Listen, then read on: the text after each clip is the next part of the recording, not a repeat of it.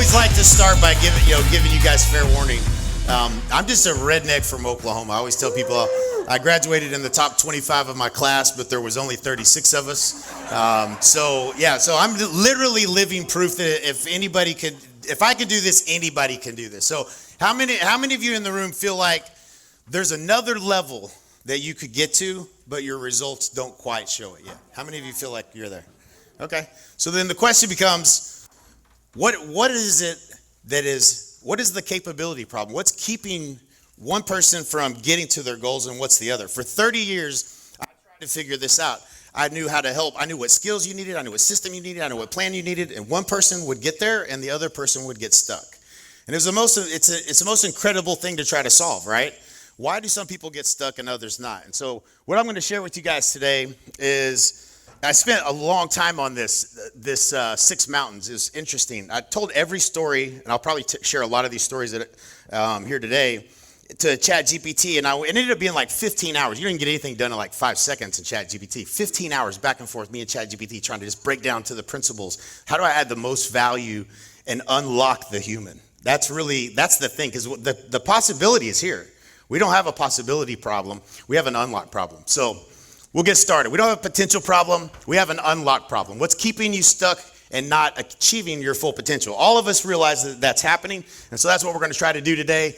There's a lot of slides. This thing got real deep. And so I'm super excited to share it. It's really going to be a lot of fun.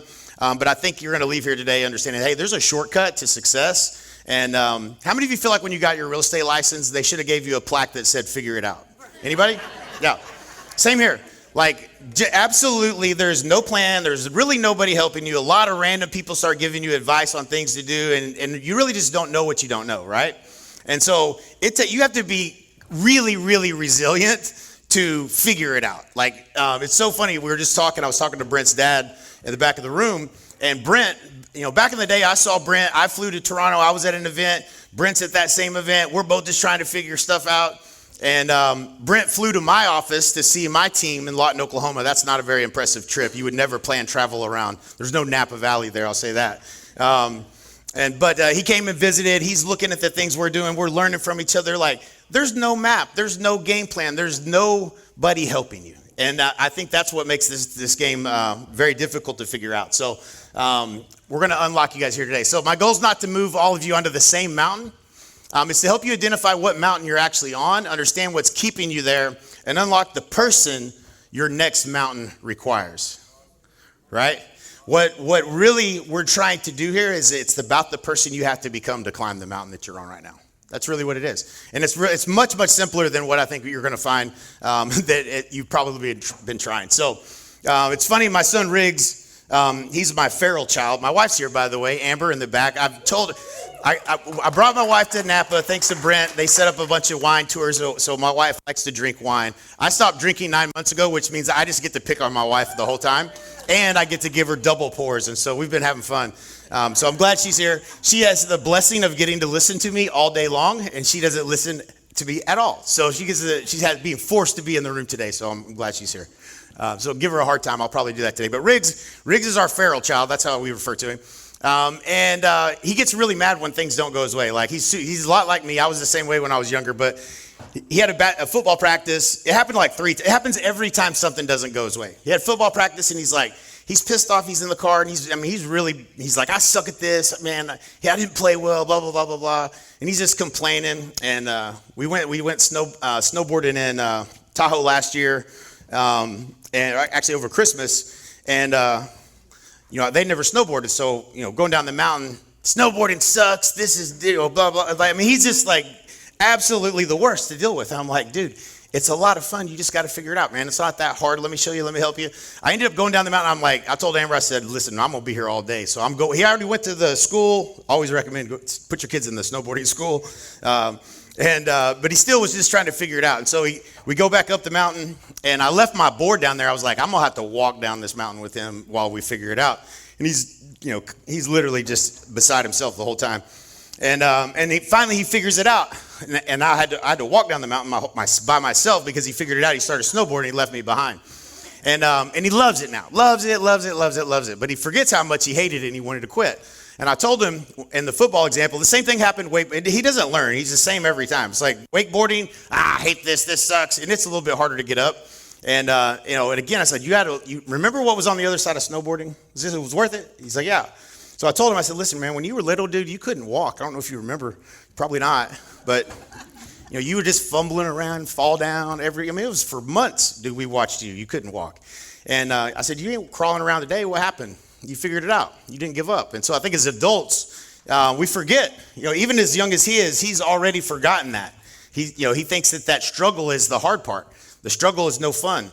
The struggle is the only way. You have to embrace the struggle. That's where the growth happens. And so a lot of times we think, this doesn't work, whatever the case may be. And it's because it's the interpretation, and we'll get to that. So growth always feels like incompetence before it feels like confidence, right? And so, you have to embrace the struggle.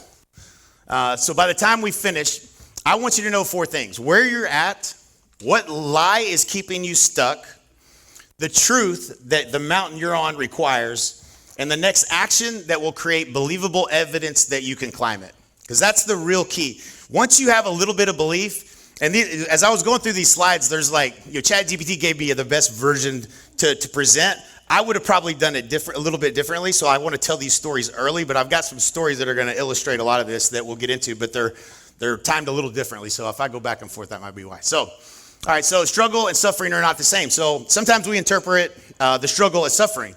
Struggling, the struggle is hard. I don't know how to do it yet. What am I missing yet? That's a key thing. What am I missing? If you look at something and say, what am I missing? I'm trying to do this. It's not working. What am I missing? Suffering is, this is hard. I'm not capable. The market's down. Is the market down here? Tell me about the market here. Is it down? Is inventory up? Inventory down? Flat? Okay, yeah. Everywhere is different right now. So like some markets, 9 offers on a property. And then it's again sub-markets, right? Sub-markets are different in every market. So it's a very different marketplace that I've seen in a long, long time. And it brings challenges. And sometimes you just feel like, man, it's the market, man. I met with 10 buyers and they're all sitting on the fence. 3% interest rates. These people don't want to move. Nothing I can do. That's suffering, right? So that you're suffering. There's not a clear path. When there's not a clear path through, you're suffering. And so we want to get into the struggle and learn, hey, what am I missing, man? Some people are selling houses. Are people moving? There's some people moving. Who are they? Could we find them? Maybe somebody's finding them. So yeah, there's a way, and we just have to find that path and get into the struggle. So purpose, this talk was assigned to me, and I was like, okay, cool, I can do that. And it was a lot of enlightenment that happened as I went through trying to determine, how am I going to talk about this, man? Did I have purpose in the beginning? I was like, I don't think I had any purpose. I don't know what I was doing. And so purpose didn't make me successful. Success created the capacity to discover my purpose. Right? I didn't have no purpose. I was doing it out of necessity. I just needed a job. And I'll tell you a funny story about that in a minute. So the purpose changed what I did with success, right? And so my journey in real estate, this is what it looked like. And so I was very fortunate, and I'm going to share with you the reasons why this was able to happen, because I was certainly not deserving of it. I got a little bit lucky in the way that I approach things, and that'll all come clear in a minute. And so evidence kept expanding the size of the future that I could see. So I did 22 deals my first year, 39, 71, 110, 233, 367. Then I did 367 again. I hit a wall, which is really good, because when you think you're doing things right and you got it all figured out, you need to get checked a little bit. It was actually a really good lesson that you don't know shit, Jay. That's literally what, you when you hit a wall and you're like, oh, I thought I knew everything. No, you don't know anything. Guess what? You get to start over again and learn something new again. And then 531, and I did between 400 and 500 transactions for about a decade. And this was back when that wasn't cool. It seems like everybody's doing more than that now, but it's not really the goal. But I just want to illustrate the person that I had to become on each mountain to get to these next levels and help you to identify where you're at, and just that first step you got to take to get to that, to get up the mountain. And so the moment of possibility became mathematics. So it was really interesting. When I got into real estate, my dad owned a Coldwell Banker. He gave me a goal sheet. I think it was after my first year. My goals were this. No joke. I still have this paper. $35,000. By 5 years, I wanted to make $50,000. Okay, and so I wasn't some big visionary. Hey, I'm going to be number one in the world. No. I had no idea what I wanted. I was just like, that seems like a good number. It's better than what I'm making now. And so I set these goals and, looked back. It had you go through and look back, like, where did your last deals come from? I was like, oh, it seems like that, open house, I did FISBO and then expired, and this and that. And so I started to see the evidence of what was working. I was like, okay. And so I set these, I'd set these goals, and I was like, okay, I need to go on this many appointments. And it forced you to do this. I didn't know these numbers, so I had to make them up in the beginning. And I was like, well, there's no chat GPT, so I literally made the numbers up. It's like, well, how many listings that you take actually sell? I was like, I don't know. Half of them. That was normal in Oklahoma. Not everything is sold. I was blessed to be in a market where the average sale price was really low. That's not a blessing, actually. It did teach me a lot of things, because I couldn't overspend for things. It had to be, in order for me to get to where I went, I had to do it with less dollars being earned per transaction. And so it taught me a lot of things in order for me to step out of that business later on. So it was a blessing in that regard. But there was a time that I set a goal for $1 million in income. And I was like, this is crazy numbers, right? For me, I was about 24 years old, maybe 25 at the time. And I'm coming back from a Coldwell Banker event. I did these goals, and I remember I hit 200,000, and I hit exactly the number of appointments I needed, to the number of listings taken, to the number of sales. And I was like, holy, I just made that shit up, and I actually did it. And even my tax guy, he was blown away. I didn't even have an LLC. He's like, you made more money than me. And I was like, is that a good thing? He's like, you owe a lot of taxes. And I was like, okay. Well, he's like, don't worry about that. Just keep doing what you're doing. I was like, okay. So I went out. The next year I set a goal. And this is such a big goal for me at the time. It was $500,000. And reverse engineered it. I was like, that's doable, I guess. Like, it didn't appear to me that it wasn't possible. It just was, that's what needed to be done. And I did 530,000 that year, or 510,000. I hit literally the exact number, and I was like, this goal setting is magic. Like, it was unbelievable to me. I was blown away by this. And so I'm sitting on the plane. My mom and dad are in front of me. We're at a Coldwell Banker event. And we come back. I'm going to, at this point, I have paid every coach, every trainer. There's nobody that hasn't got my money, man. I'm going to Mike Ferry. I went to Mike Ferry. Let me tell you how old I am. I went to Mike Ferry. Who's been to Mike Ferry before? Okay. So now I know back in 1998, Mike Ferry was very much a rah-rah session. Okay. He sold tapes. There was tapes, not a joke, tapes. Legit. Yeah. There was a green tape and a red tape. And one of them you were supposed to listen to while driving around. The other one while you're sleeping. What kind of crazy shit is that? Right? I was like, okay. I think I was blessed with just being dumb enough to do whatever somebody told me. Like, okay, well, I'll do it. I'd wake up. When do you plan on moving? When do you plan on moving? Like, it was crazy. But there was value in that. There was value in that. Then, it was, by referral only. I'm like, most of the people that I knew were still doing cake stands in college. So there was no sphere of influence that, I could tap into. I had to figure out, how do you get customers? And that was the biggest, okay, well, what do you do? Well, get on. I had floor time. Remember those days? Y'all still have floor time, anybody in your office? Yeah. So floor time, you sit up there for 3-4 hours, answer. You're a receptionist for free. It's basically what it is. And so, every once in a while somebody would come in and you might get to go show property. And just trying to figure it out, there was not an easy way. So every time I would go to one of these events, I would pick up a little something and I'll come back, I'd try it. And sometimes it would work, sometimes it wouldn't. And I wrote down this goal, did $1 million to $1 million. And that was a really big number. It is a big number. It was really a big number when the average sale price is like 70,000. Okay. It takes a lot of houses to get there, but I reverse engineered it. And there wasn't a place for me to put the number of people and how many deals I was going to have to build a team to hit that. And I was like, this math, there isn't even a place for it on there, but it looks like that would be doable. That year I did $1,030,000. And I was like, this is incredible. It's not really the goal setting, but it was just understanding that there was a way to get to it. There was actually, the math was there, right? And so it's okay to be ambitious. How many of you have big goals? How many of you in the room have big goals? Okay, so it's okay to be ambitious. I didn't start out as ambitious. I discovered my ambition when I saw things might be possible. That's really when it happened for me. And so just understand, the mountain isn't the destination. It's the person that you're going to become climbing that mountain. And that's really what you're going to experience to get to the next one. And unfortunately, there's a new mountain there. At the top of that mountain is a beautiful view of another mountain you get to climb. And so just embrace that. All right, so success is more homes, more words, more people, more complexity. And there was a time that I remember we had 57 closings in 1 month. Big month.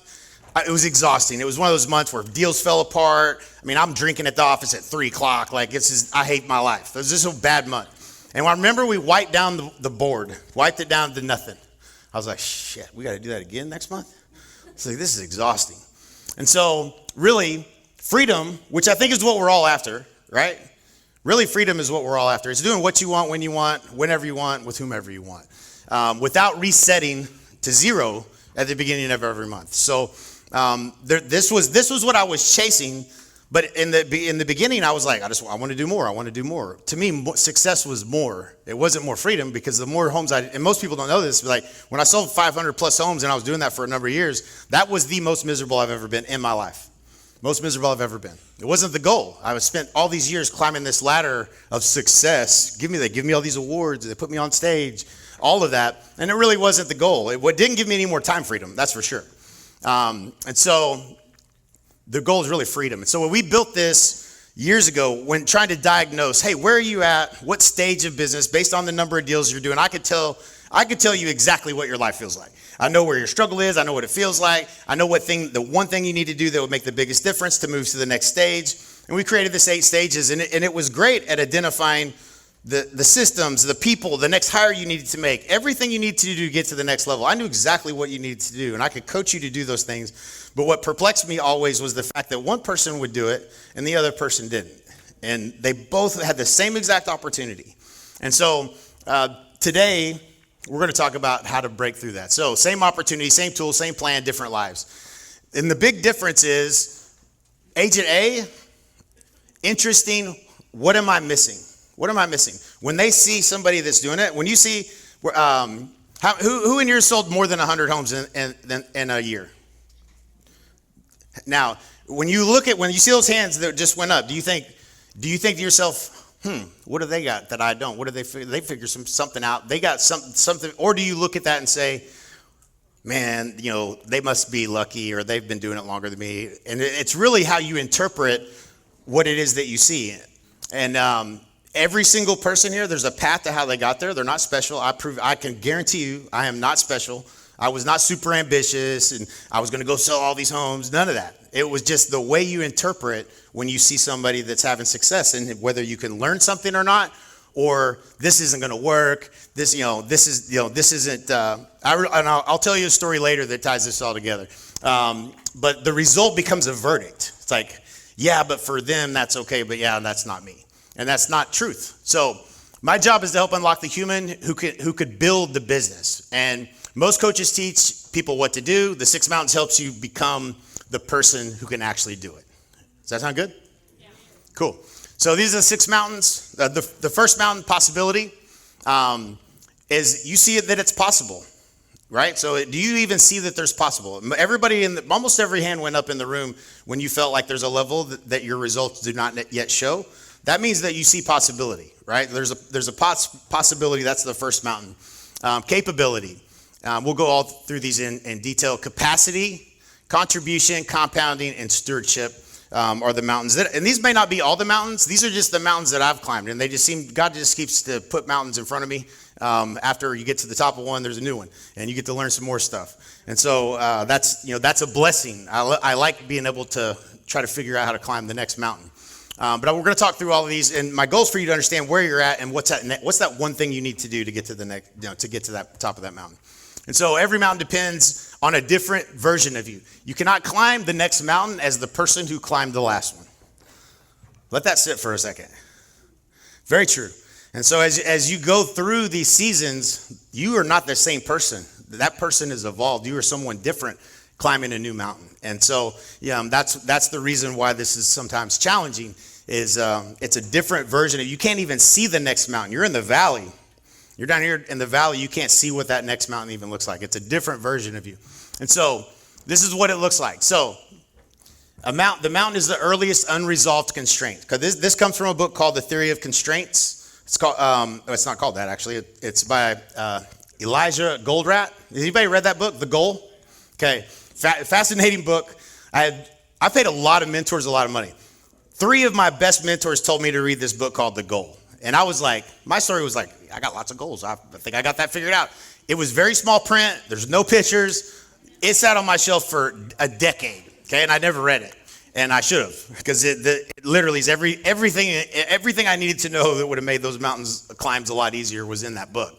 And we'll talk there. The theory of constraints is just understanding. We're going to get to it. There's a story that I want to tell to illustrate it, but we'll talk through possibility. So I cannot yet see a credible, repeatable path. If you don't know what you need to do to get to the top of your mountain currently, then you're in the possible. You need a repeatable path. Something that you see somebody has done. This is real simple, guys. I used to call it copycatting. Jay Abraham was one of my best mentors. He hates it. Because me and Mike Reese used to be like, hey, copycatter number 1, this is copycatter number 2. Over, you read me? He's like, I got a good one for you here. You got to check this out. And we would literally would fly around and just find these people that were having success and try to learn from them and then go back and just do what they did. We weren't doing anything spectacular. Somebody has already done what you're trying to do. Nothing that we're doing here is new. Somebody's already done it. It was just finding who those people were. And if possibility, you have to look at that as, okay, they have learned something. Maybe I haven't. Wonder what it is. Okay, so I can see it, but I cannot produce it consistently. So if you know you're on a path and it's just not consistent, then you may be on capability mountain, right? Does that make sense? You can see, I know that if I do this, it will work. I just haven't figured out how to do it consistently. I can produce it, but it depends too heavily on me. Capacity. This happens when you're really busy and you're not getting to the goal. You're working really, really, really hard. And it's depending heavily on you, but you're not letting go of things. You're not getting leverage. Capacity. By the way, I crashed on all these mountains, so we'll talk about that too. My next growth comes through expanding others. That's contribution mountain. So these are a lot more fun mountains. You may be on those, and you're going to have a little bit of contribution in whatever mountain you're on. But this is another mountain that you're going to try to climb at some point. The value resets when I stop working. Now, that was a mountain. Unfortunately, this mountain I was on for way too long. Most everything that I did, if I stopped doing what I was doing, everything else stopped eventually too. And so then that last one is, I have more opportunities than meaningful time. And this is the current mountain that I'm climbing, and I'm learning a lot on this mountain. So, all right, so possibility. So here's the lie. I need the confidence before I begin. Those people have something I don't. The truth is, you do not need to believe you're exceptional. You need credible evidence that the result is learnable, okay? You need credible evidence that the result is learnable. So the question you ask yourself, what can I no longer honestly call impossible? Think about that. What can I no longer honestly call impossible? Is it lead generation? Is it conversion? Is there something in the process that you can say, this is actually doable? I see that people are doing it and I'm not, and I can't lie to myself anymore, but what can I honestly say that this isn't impossible? Would most of you say that what you're trying to accomplish right now is like, this is probably possible? That you could do it, right? There's just something you have to learn. And so find repeatable proof, see the process, run one small test. And I'm not going to get too detailed into this because this is really where I'm going to be able to help you guys today. Is the problem that we all had in trying to figure this out was there was no one person you could go to that had the answer.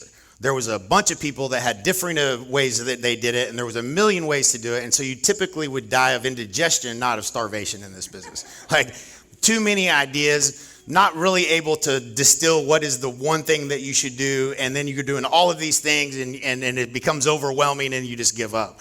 And so I'm going to solve this last piece for you today, if this is the mountain that you're on. So this is the story I would have told, a couple of the stories I would have told a little bit earlier, but I remember.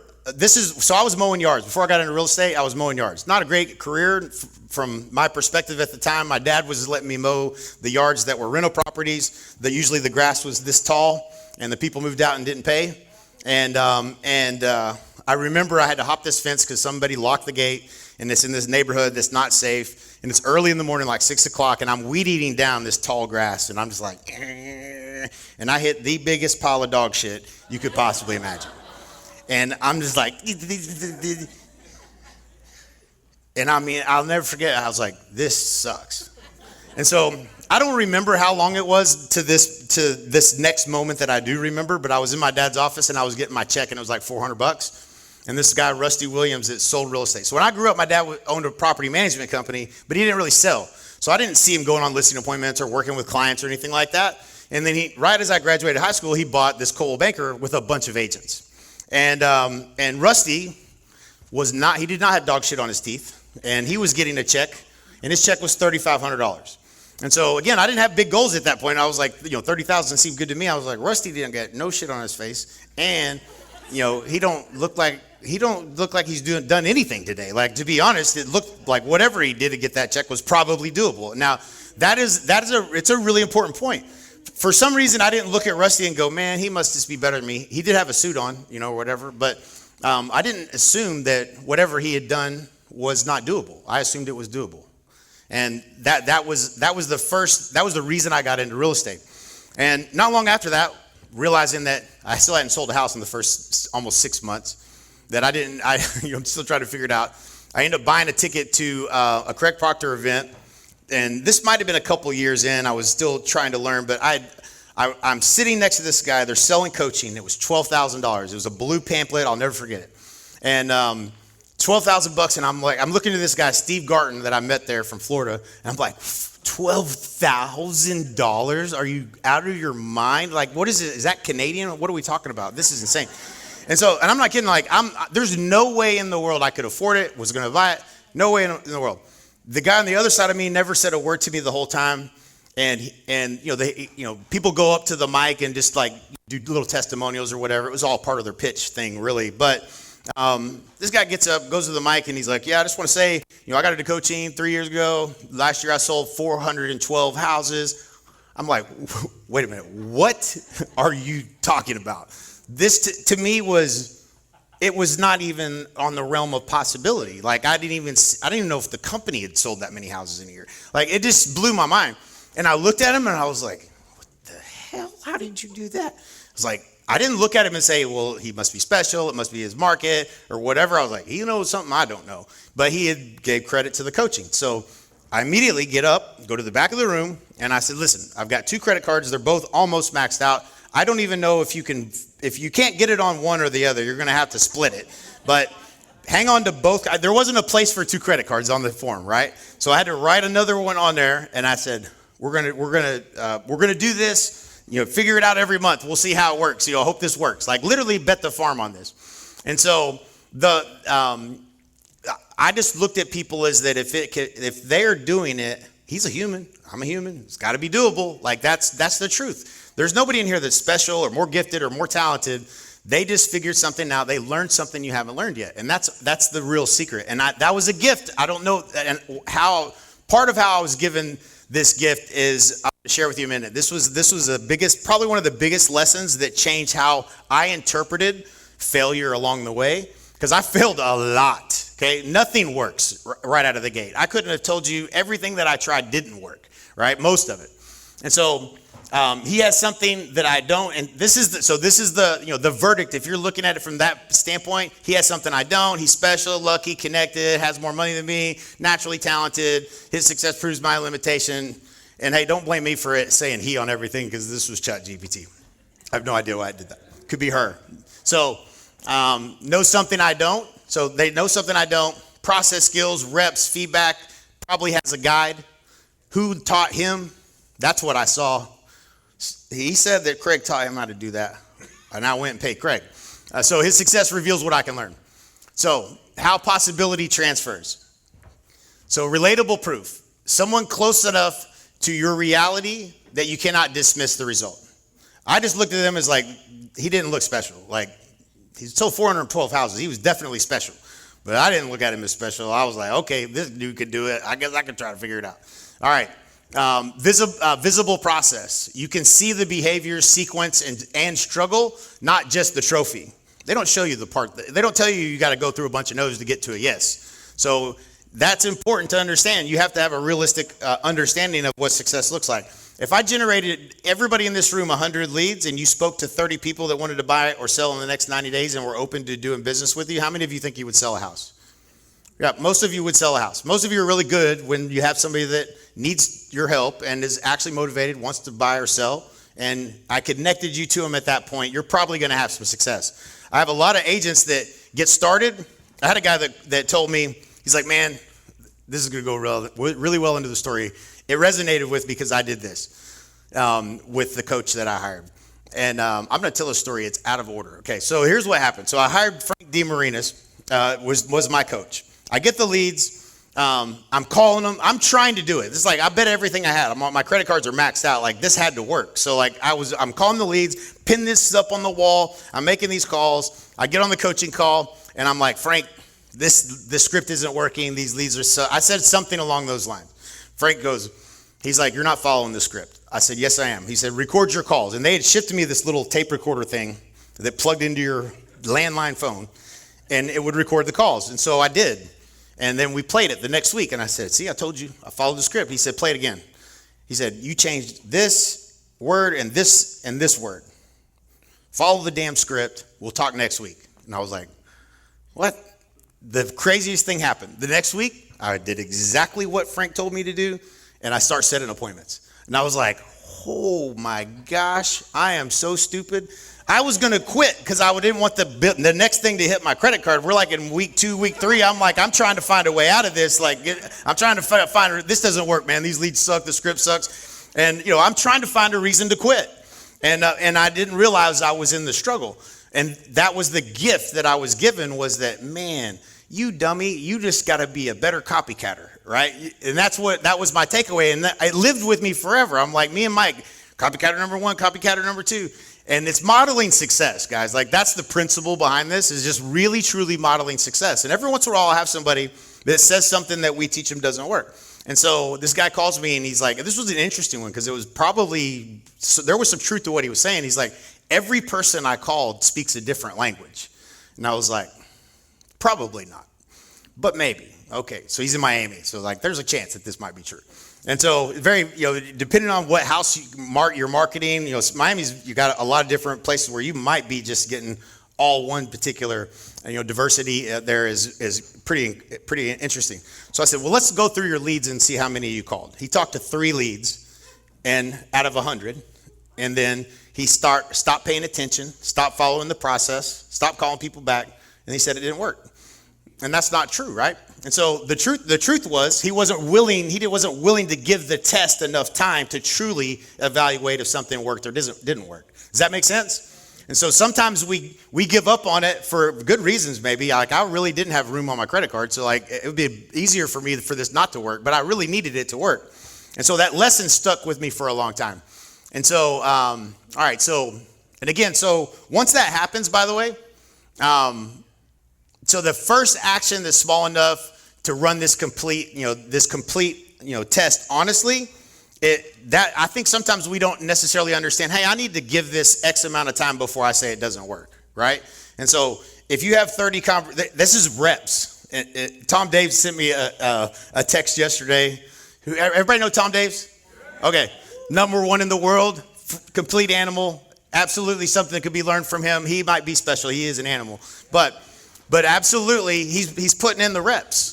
And so, if you don't put in the reps, you're not going to have a good enough test to say this is working or not working. And most of the time, I will tell you, for me, it's something I was missing. It was something that I was doing wrong. It's real easy to just say, hey, that doesn't work. It's a lot easier to blame it on something else, but that's your interpretation of while you're going through the struggle. If you can switch that to what am I missing, where am I wrong, and be a better student, you will find the answer is usually you are the problem.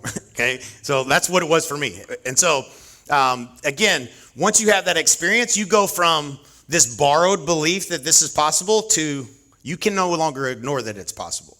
Now you see it, and your confidence goes through the roof. And it happened to me a couple different ways. And calling physicals, I tried everything. And interestingly enough, I called this one for sale by owner. They ended up listing with me. I was competing against Pam Marion, who was the number 1 agent in the market, and they listed with me. And I was so shocked that they listed with me because nobody had ever done that. And I called them and I said, "Why did you list with me?" They're like, "To learn. I wanted to learn why. What did I do? I did something right. I'd like to know what that was so I could do it again." And I'm just interesting like that. I want to know why. If they said no, I call it an autopsy. If I would lose a listing, I'd call and find out why. And if I won, I wanted to know what I did so I could do it again. And they told me, they were like, you were just really enthusiastic. I was like, that was easy. I was like, basically, like Brent says, I'm ignorance on fire. And that was enough for me to win that listing. I never forgot that. Enthusiasm was the reason that particular client listed with me. And so, but again, at that point, I was like, these for sale by owners are mine now. One, everyone else said no, and finally someone said yes, and I could no longer ignore that was opportunity, right? And so it's fascinating, right? But that's, again, it's looking at what am I missing? Am I following the process? Am I following the process I'm being taught, or am I not, right? And so your future isn't hidden from you because you lack talent. It's hidden because you haven't yet become the person who can see it, right? Okay, so I wasn't the smarter kid. See, this is what I was saying. This was, I opened with this one, but I always said next to him, this was where I learned is that there's somebody out there that has done this and they are teaching it, and I'm going to find whoever that is. I will pay them whatever it costs, and I'm going to be a really good student, because I wasn't ever a really good student. I was not a good student. This was an evolution of me. This was me becoming who I needed to become to climb that first mountain. Does that make sense? So evidence only transforms the coachable. You have to be coachable. And Mike Reese is my business partner in Dallas. Mike got in the business. I helped coach him up to $1 million in GCI in 3 years, where it had taken me 6 years to do that. We were so blown away I didn't know what I had done to be successful. He's like, what did you do to be successful? I was like, dude, I don't know. I did a lot of things that did not work. I couldn't even begin to tell him how to begin. But because he was starting day one, I was like, dude, you got to get this website. I'm generating 300 leads a month with this website. He had that before he even had his real estate license. And so Mike's, don't hire that person. No, don't make that mistake. Nope, don't buy that. Then he didn't listen, bought grocery carts, his brand on grocery carts in a grocery store. Didn't work. So you still make mistakes along the way. You don't listen sometimes. But Mike was able to do it a lot faster. And so we started to say, hey, there is actually a process that if you do the right things in the right order, your business grows and grows and grows without making all the mistakes. Most of us making a lot of mistakes every once in a while something works, and you get stuck somewhere along the way, or you get overwhelmed and you want to give up. So we want to avoid that by following a good guide up the mountain. So this is the human unlock flywheel. So first you have to have awareness that it could be better. If you've never seen it, like I had never seen that guy doing 400 deals, I would have never thought that was possible until I saw it. And I was like, it's doable. Like, I don't know how the world, it didn't even matter. It just didn't make sense to me. But I was like, okay, it is doable. So you got to see it first. Okay, that's a small print. I'm going to have to look back here. All right, so first is see it, believable proof. Seek, find the guide. This is what happens. Anything you want to change anything in your life, it starts with, first of all, you have to have the awareness you could be better. Everybody agree with that? That anything you ever wanted to change, you had to at some point have the awareness that it was possible. Then what happens is you have to have the desire to want to change. Would you agree with that? Sometimes we don't have the desire to want to change. Sometimes the desire is there. That's the part I can't create. You have to have the desire to want to change. Immediately after desire is seeking. Think about it. Anytime you wanted to change something, what do? You go to ChatGPT, you Google it, you order a book, you're trying to find, there's got to be a way, I got to lose weight. Now, you got to be willing to receive it. It's like, don't like that strategy, don't like that strategy. But you got to be willing to receive it. But it starts with seeking. And so once you have a desire to want to do something, you have to see that it's possible, and then you start seeking. And then you have to execute. Run the method. What is this thing, the test that I'm going to run, and execute the method. So reflect, turn results into learning. You have to look at what you did. I thought I was saying the script. I believed it, okay, to a point I argued with him about it. And I even recorded it and listened to it with him, and still thought, I argued with my wife this morning in Starbucks about whether I got the flu last year or not. And I'm wrong. I know I'm wrong. But in my mind, I believed it, right? And so, sometimes you think, man, I did it exactly like I'm supposed to. The truth is you probably didn't. And I'm telling you, that is the gift. You got to look and say, hey, what am I missing? Where am I wrong? What am I not doing? Because that's where the unlock is, right? And so expand larger possibility. And that's the unlock. Follow a trusted guide and a proven. This is the accelerator. If you're just out there trying to figure it out and nobody's giving you a plan that seems sensible that you've seen someone else do, You're winging it, okay? You need a trusted guide with a proven path. What kills us, what slows us down, the break is ego, blame, and inconsistency. Ego gets in the way. We all have it. Ego gets in the way. Blame, there's a reason why this happens. It's not my fault. But this is the unlock method. Because once you have the evidence of success, now it's no longer borrowed belief, and now you own that. You know it's possible. And that's what pushes you through and gets you up the mountain. You can't deny it. You know it's possible. I did it once, man. It can be done again. If you get up on that wakeboard one time, you're like, okay, you can do it. How did I do it? Okay, yeah, I did this, a little of that. All right, that's how I did it. So you got to have that. You got to have that first, as quickly as possible as we can get you that first win, that you can't ignore it. That takes over, right? Does that make sense to you? If you don't get that, if I can't get you to that win fast enough, you're going to give up. That's what we all do. And so it's super important to have a process that gets somebody to a win as quickly as possible. All right, so capability. So here's the lie. I need more ideas. I just need more leads. The truth is your business improves when you relieve the constraint limiting to the flow from lead to client. And so this goes back to this book, The Goal, I'll talk about in a moment. And that's Herbie. Herbie is an illustration in this book. So in your business right now, either you have enough people to talk to that want to buy or sell in the next 90 days and are open to doing business to you, or you don't. If you do have enough people to talk to and you're not making contact with them, where is the constraint? Where is the first constraint? Most all of you, it's going to be leads, like most all of you. If you had enough people to talk to, then the constraint might be what you're saying to them, conversion, right?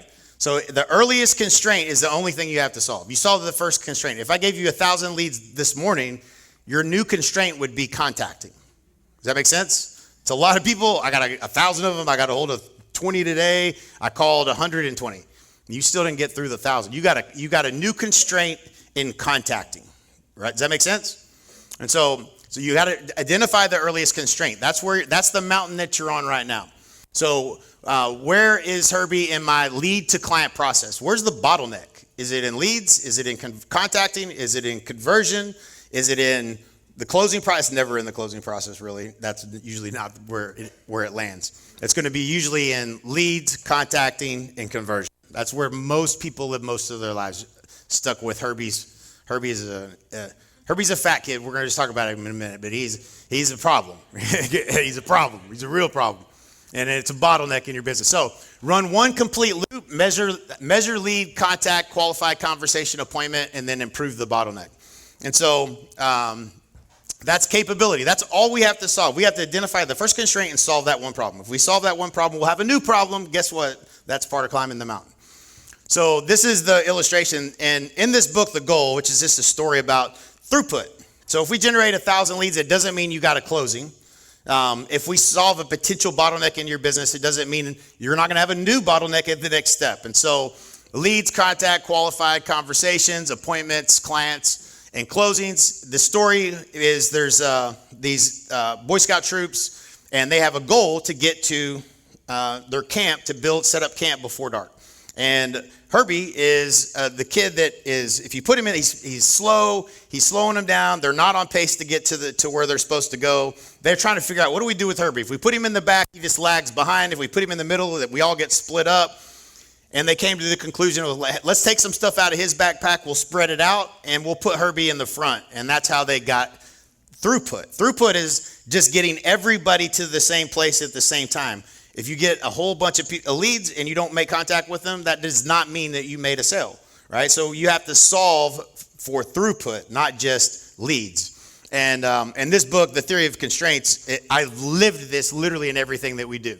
It is absolutely it's a great book, and it's better on Audible because the book is it's great stories, but it's about a factory. It's not even about real estate or anything like that.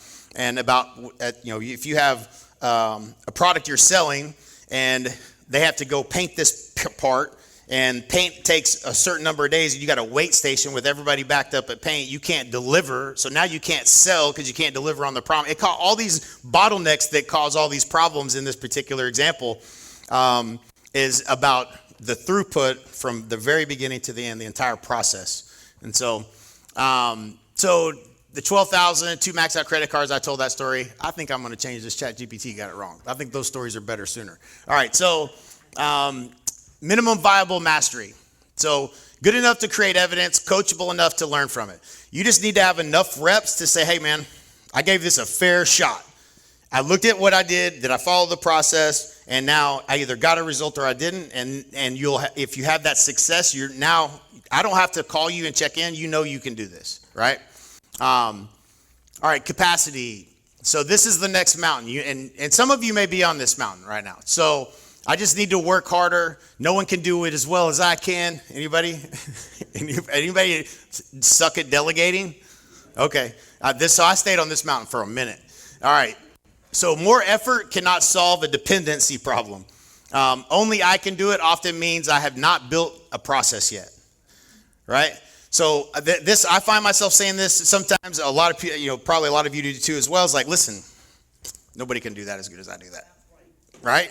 Be like, I need to be the one doing this. Now, the truth is, if you do something very, very, very, very well, that should be a process to what it is that you're actually doing that can be distilled down and taught to someone else. And if it's low dollar value work and it frees you up to do high dollar value work, you will learn that can come off your plate. And what you'll actually learn is there are people out there that could probably do it better than you. That's the truth. Yeah, but we get stuck at this on capacity mountain because this is where how many of you have worked 12-hour days in this business, right? Okay, this is a capacity problem. Okay, if you're living here, that this doesn't get better until this is the lesson I learned at 367. I learned it before this, but I didn't know what I was learning. At 367 transactions and I didn't grow the next year, I was like, what the hell happened? Everything that I was doing, I got some things off my plate. And here's what you'll tell yourself. I'm not good at hiring. I'm not good at managing people. I'm not good at all of those things. Anybody ever said that? So your first hire, if you make your first hire and you're like, I should not be hiring people, right? Like you hired I don't know I didn't even know what roles, responsibilities. I don't even think I made them sign anything. I don't even know how they got paid. Like, I was just like, I need some help. You want help? All right, come on. Like, that's my process for hiring in the beginning. And so that's not a good process. Now, does that mean that I can't do it? No, I got to, what happens? Like, that person quits, and then what happens? That stuff all comes back on your plate, and you're like, man, I should just do it. It's easier for me to do it. I'll just do it myself, right? That's what happens. No. You haven't become the person you need to become to climb this mountain. In order for you to climb this mountain, you have to become a better steward of your own time before you could ever teach someone else to be a good steward of their time. It is a massive change to who you have to become on this mountain. So where am I Herbie? You usually become the Herbie in this example because you can't do it all. You move one repeatable outcome from me to process plus person and maintain the standard. And so if you start asking yourself, well, what's the standard to what success looks like when I do this? Have somebody look over your shoulder and just record what you're doing. Throw that into ChatGPT, create a SOP, and now you can hire someone to do that. You can get it off your plate, and they'll do it as good as you, or you can measure it and fire them and hire someone that can, right? So these things, you got to get things off your plate. And I just didn't know what things needed to come off my plate. So I was like, I hate doing this. I suck at that. This doesn't even feel like I should be doing it. And I hired people to do all that stuff. That actually is not a bad strategy. Like, I enjoyed the things I did better because I didn't do anything I didn't like. And if I sucked at it, I probably should have been doing it anyways. So the first 4 or 5 hires, the year I did 233 transactions was with 4 staff, 2 transaction coordinators, listing coordinator, and then like a secretary, the catch-all kind of a position. And I hired 3 agents at the end of that year, so I did about 200 transactions myself. Man, I was out in the field all day, every single day, doing deals, nothing else. Like, throw it over the fence, and they did the rest. And so it was super productive. And so if you're stuck, you might, on this mountain, it's probably something you just haven't learned yet about how to get things off your plate so you can do more of the higher productivity activities. All right, so this was where I hit that wall and realized, okay, I got to get better at this. And what happened was I had my listing coordinator, Sandra Selfwood. Once I started thinking about this, I was like, I wonder what she's doing today. Like, this person was a different animal. She literally, all my listings are the name of the game. I took a lot of pride in taking care of my clients. I felt like I did a really good job. Sandra was not answering the phone or emails, and she had 27 voicemails from my sellers that she just deleted them. So I didn't even have evidence that she was not, I didn't have a way to measure, hey, how fast are you getting back to our clients? I didn't even know what she wasn't doing. Finally, I started hearing enough from people pissed off. I'm like, what the hell's going on? Like, what do you do all day? Like, what's happening? She always had a good excuse, and that went on for a while. And I realized that, okay, I'm not good at hiring. I'm not good at managing. If I don't do it, I'm going to ruin my reputation, like my whole reputation down the drain. Not acceptable. And so it forced me to become who I had to become to climb that mountain. Does that make sense? All right. So lighten the pack. We'll give you all these slides so you'll have everything. But this used to be called the 9 box, but we kind of changed it up a little bit here. But it's about doing the higher productive activities, getting things. You'll never make $1 million a year doing $10 an hour work. It doesn't mean $10 an hour work isn't. Here's a simple rule. This is a writer downer. If you don't change the outcome, you shouldn't be doing it. Evaluate everything that you're doing, and you'll lie to yourself and say that you change the outcome sometimes. But most of the time, if you don't change the outcome, it shouldn't be on your plate. Does that make sense? How many things are you doing right now that you really don't change the outcome? You could train somebody. There might be somebody better that could be doing it. And those things need to come off your plate. And it frees up more time for you to do the thing. I promise you this. When you have this first win and you know something works, you're like, I could do more of that. I can generate you $3 a lead. At $3 a lead, I can generate as many leads as you want. Any marketplace in the country. Every single one of you. I can get you more leads. When you have that first success, and you're like, this shit works, you're going to be like, what? Well, if you close one deal on a $300 ad spend, is that a good return on investment? Yeah. Would you trade, what's your average commission here? 10, 14? Let's use 10. So do one deal a month, that's 120,000. 2 deals a month, almost $250,000. Would you spend $300 to make $250,000? Okay, we all would, right? Hopefully. If the answer is no, we got a different class we're going to do after this, okay? Like, or you could pay Zillow. You're not in control of it. You want to pay Zillow? Everybody like paying Zillow 41% or whatever the hell they're charging now? And they could take it away. They play that game for as long as they've been around. Yeah, you get these leads. Nope, we're giving them to them now, and you get these shitty leads in this zip code over here. Like, you're not in control of that. You want to have your own system that you control. That way, when you have success and you get real busy, this is what happens to most agents we help. Some of y'all know or are using Funnel Pilot or just getting started with it. You're going to experience this. About 3 months in at 100 leads, you're going, man, I'm out showing houses. I'm doing this. I took a listing. I'm turning this thing off. I'm too busy. And they turned off the oxygen to the room instead of looking at what am I doing that I can be more efficient with my time. And if you can get this off your plate, you could go sell another 2 houses a month. And once you start thinking that way, instead of I'm too busy, turn off the gold, the money printing machine, you start making a lot more money. Make sense? All right, so you'll never make $1 million a year doing $10 an hour work. The wage question, simply asking what that person costs. What is it going to cost for me to hire this person? Really, it's a return question.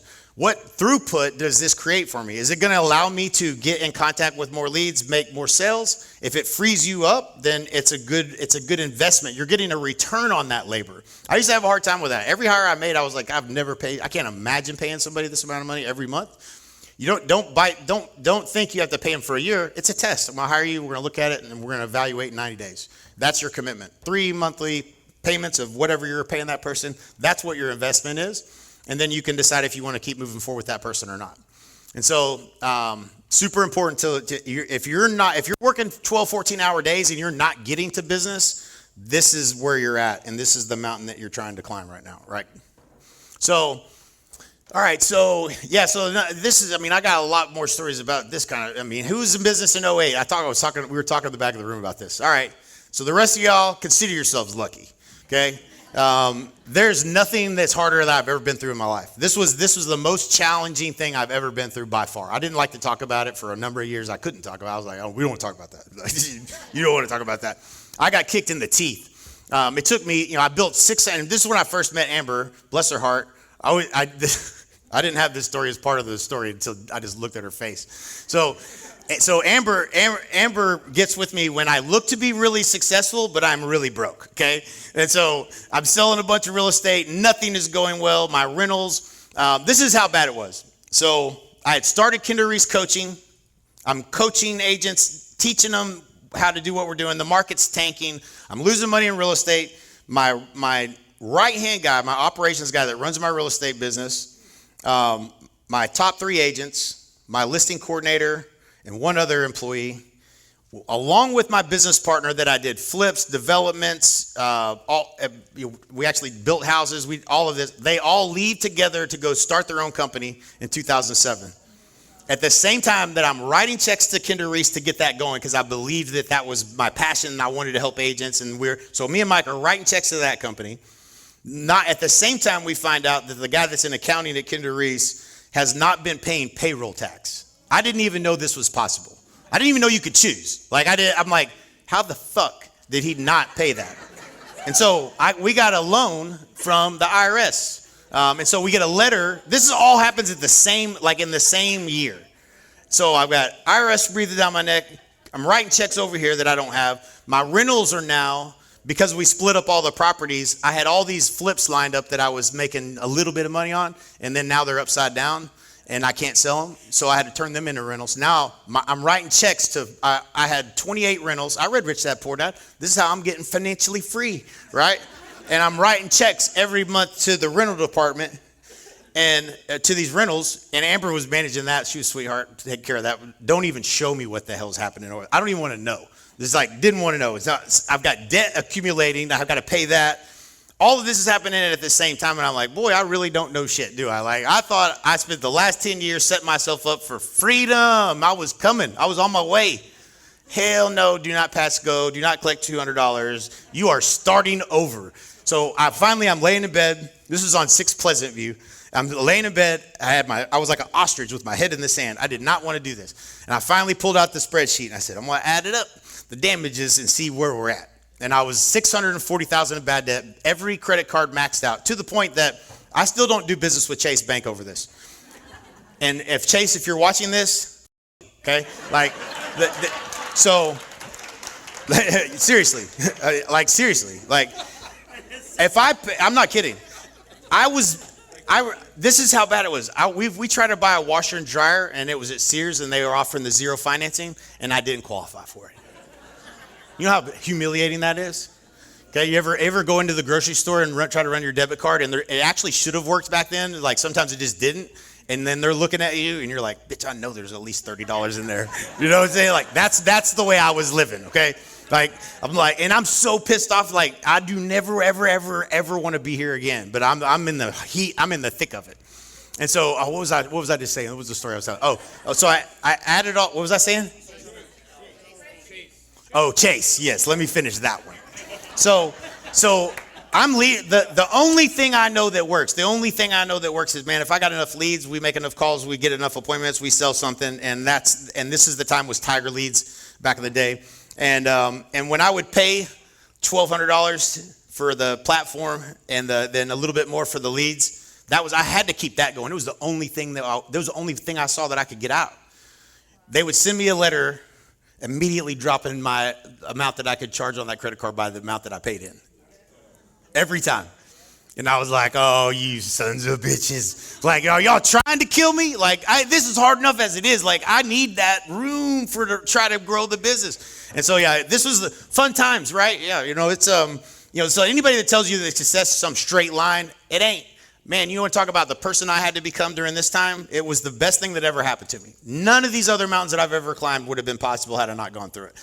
Did not enjoy it at all, but it was necessary for me to become who I had to become to be able to get to the top of the next mountain.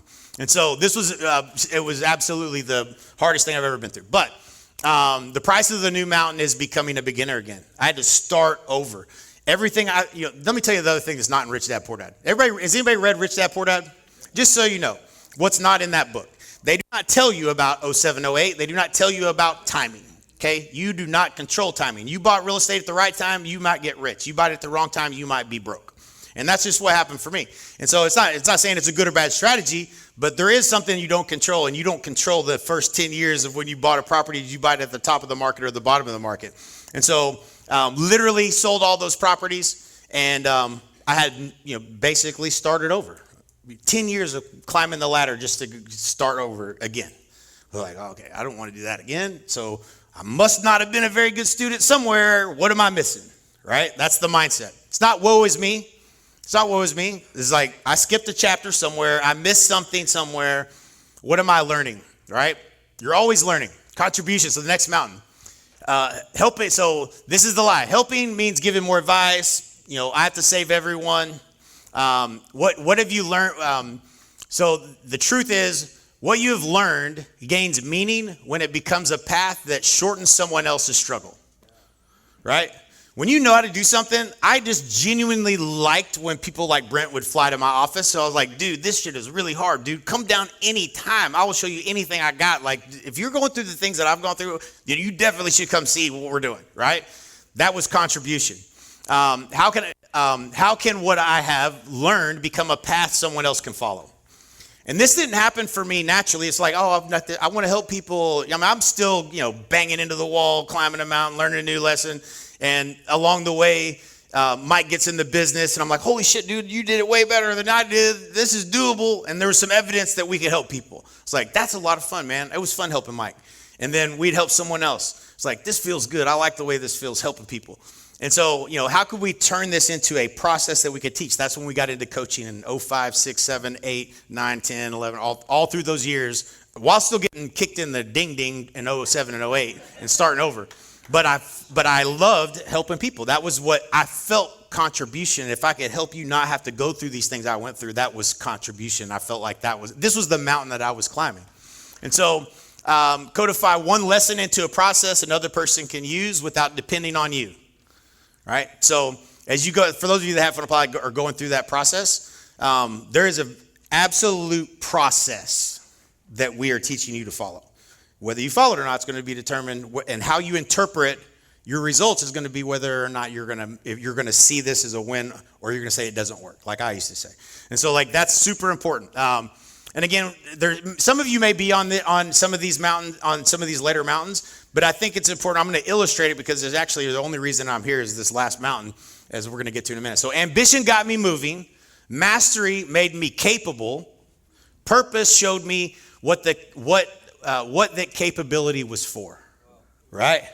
How powerful is that? I didn't know this. You think I knew this when I got in the business? Heck no, man. I was just trying to figure it out like everybody else. And so when I was asked to talk about purpose, man, that purpose was developed. I had enough ambition to start. Mastery is what made me capable, and then purpose showed me what that capability was for. Does that make sense? So if you have you're struggling with what's my purpose? What's my purpose? I had no idea what my purpose was. So be okay with not knowing exactly what your purpose is. I don't think that's going to be developed until you have the capability to help others and contribute. Does that make sense? Okay. For me, that's true. And again, take everything, I say and, cut it, this is my perspective and my experience and my reality. And it may not be your reality, and that's okay. So that just know that, I'm giving you everything that I know that I've went through, and try to codify this to where you can understand where you're at and how to get through where you're trying to get to. So strategy of preeminence. What are we down? We got about 40 minutes? Okay. All right. What slide number is this? Well, I have to add some at the beginning. So you're about 6 away from your video. Okay. All right. Okay. So we might play it. Go ahead and play it. It's not a good version of me, but it's from 2005. We didn't have a lot of videos back then, thankfully. So strategy of preeminence. This happened to me when I went to Jay Abraham. Jay Abraham was one of my many mentors, but by far the most impactful. He never gives you the answer. He makes you figure it out yourself, but he gives you the way to think about things. And the strategy of preeminence was just about adding value. And so I fly to this event Jay Abraham has, and I take John Kitchens with me. And I'm like, we're going to this thing. I don't even know what we're going to learn. We're the only real estate agents in the room. It was $5,000 a ticket, probably one of the more expensive tickets that I bought to an event. We're in there not more than 5 minutes, and he's like, how many of you have ever got a referral? And everybody's hand goes up. These are all different, no real estate, just other industries and people all from all over. Everybody raise their hand. And he's like, how many of you have one system in place that consistently generates referrals? 2 systems, 3 systems, 4 systems. Everybody's hands are down. We're like, no, I don't have one system. Like, I get referrals, but like, I don't have no systems. So he kind of blew my mind. He said, I want you to think about something. He said, think about, and I want you to do the same thing. Because, everybody's going to think of somebody, probably, I hope. We'll see what you come up with. So think of somebody that you are a raving fan of their business, that you do business with. It could be anything. It could be a clothier that you go to, or it could be even a gas station. It could be whatever. Like, think of somebody like, man, this is where I always go for that. Man, you guys got to go here because of the person. Think about if you're a raving fan of somebody, you give them their name. Stop people when they're talking about it. Say, man, you got to call this person. If there's anybody that you've ever had. So this is what Jay Abraham asked me to do. And I'm thinking about it. I'm like, Shannon Brown.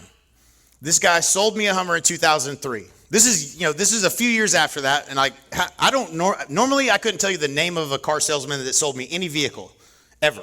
Because you never hear from him again. So oddly enough, I'm thinking about, dude, why am I such a fan of this Shannon Brown guy?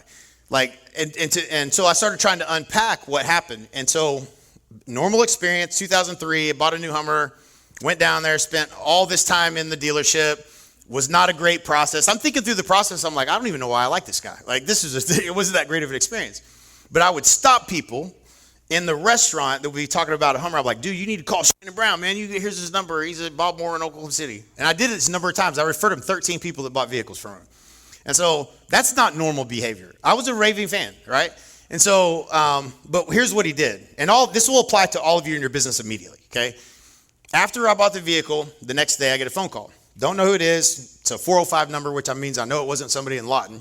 And so I answered. He's like, hey, Jay Kenders, Shannon Brown, Bob Moore Hummer. Just want to call and check in with you. I was like, what did I got to go back up there and sign something else or whatever? He's like, no, man, I'm just checking in. Just want to see how did you got home safe last night? Everything good? Do you have any questions? Anything I can help you with? I was like, no, I'm good, man. All right, cool. Didn't think nothing of it.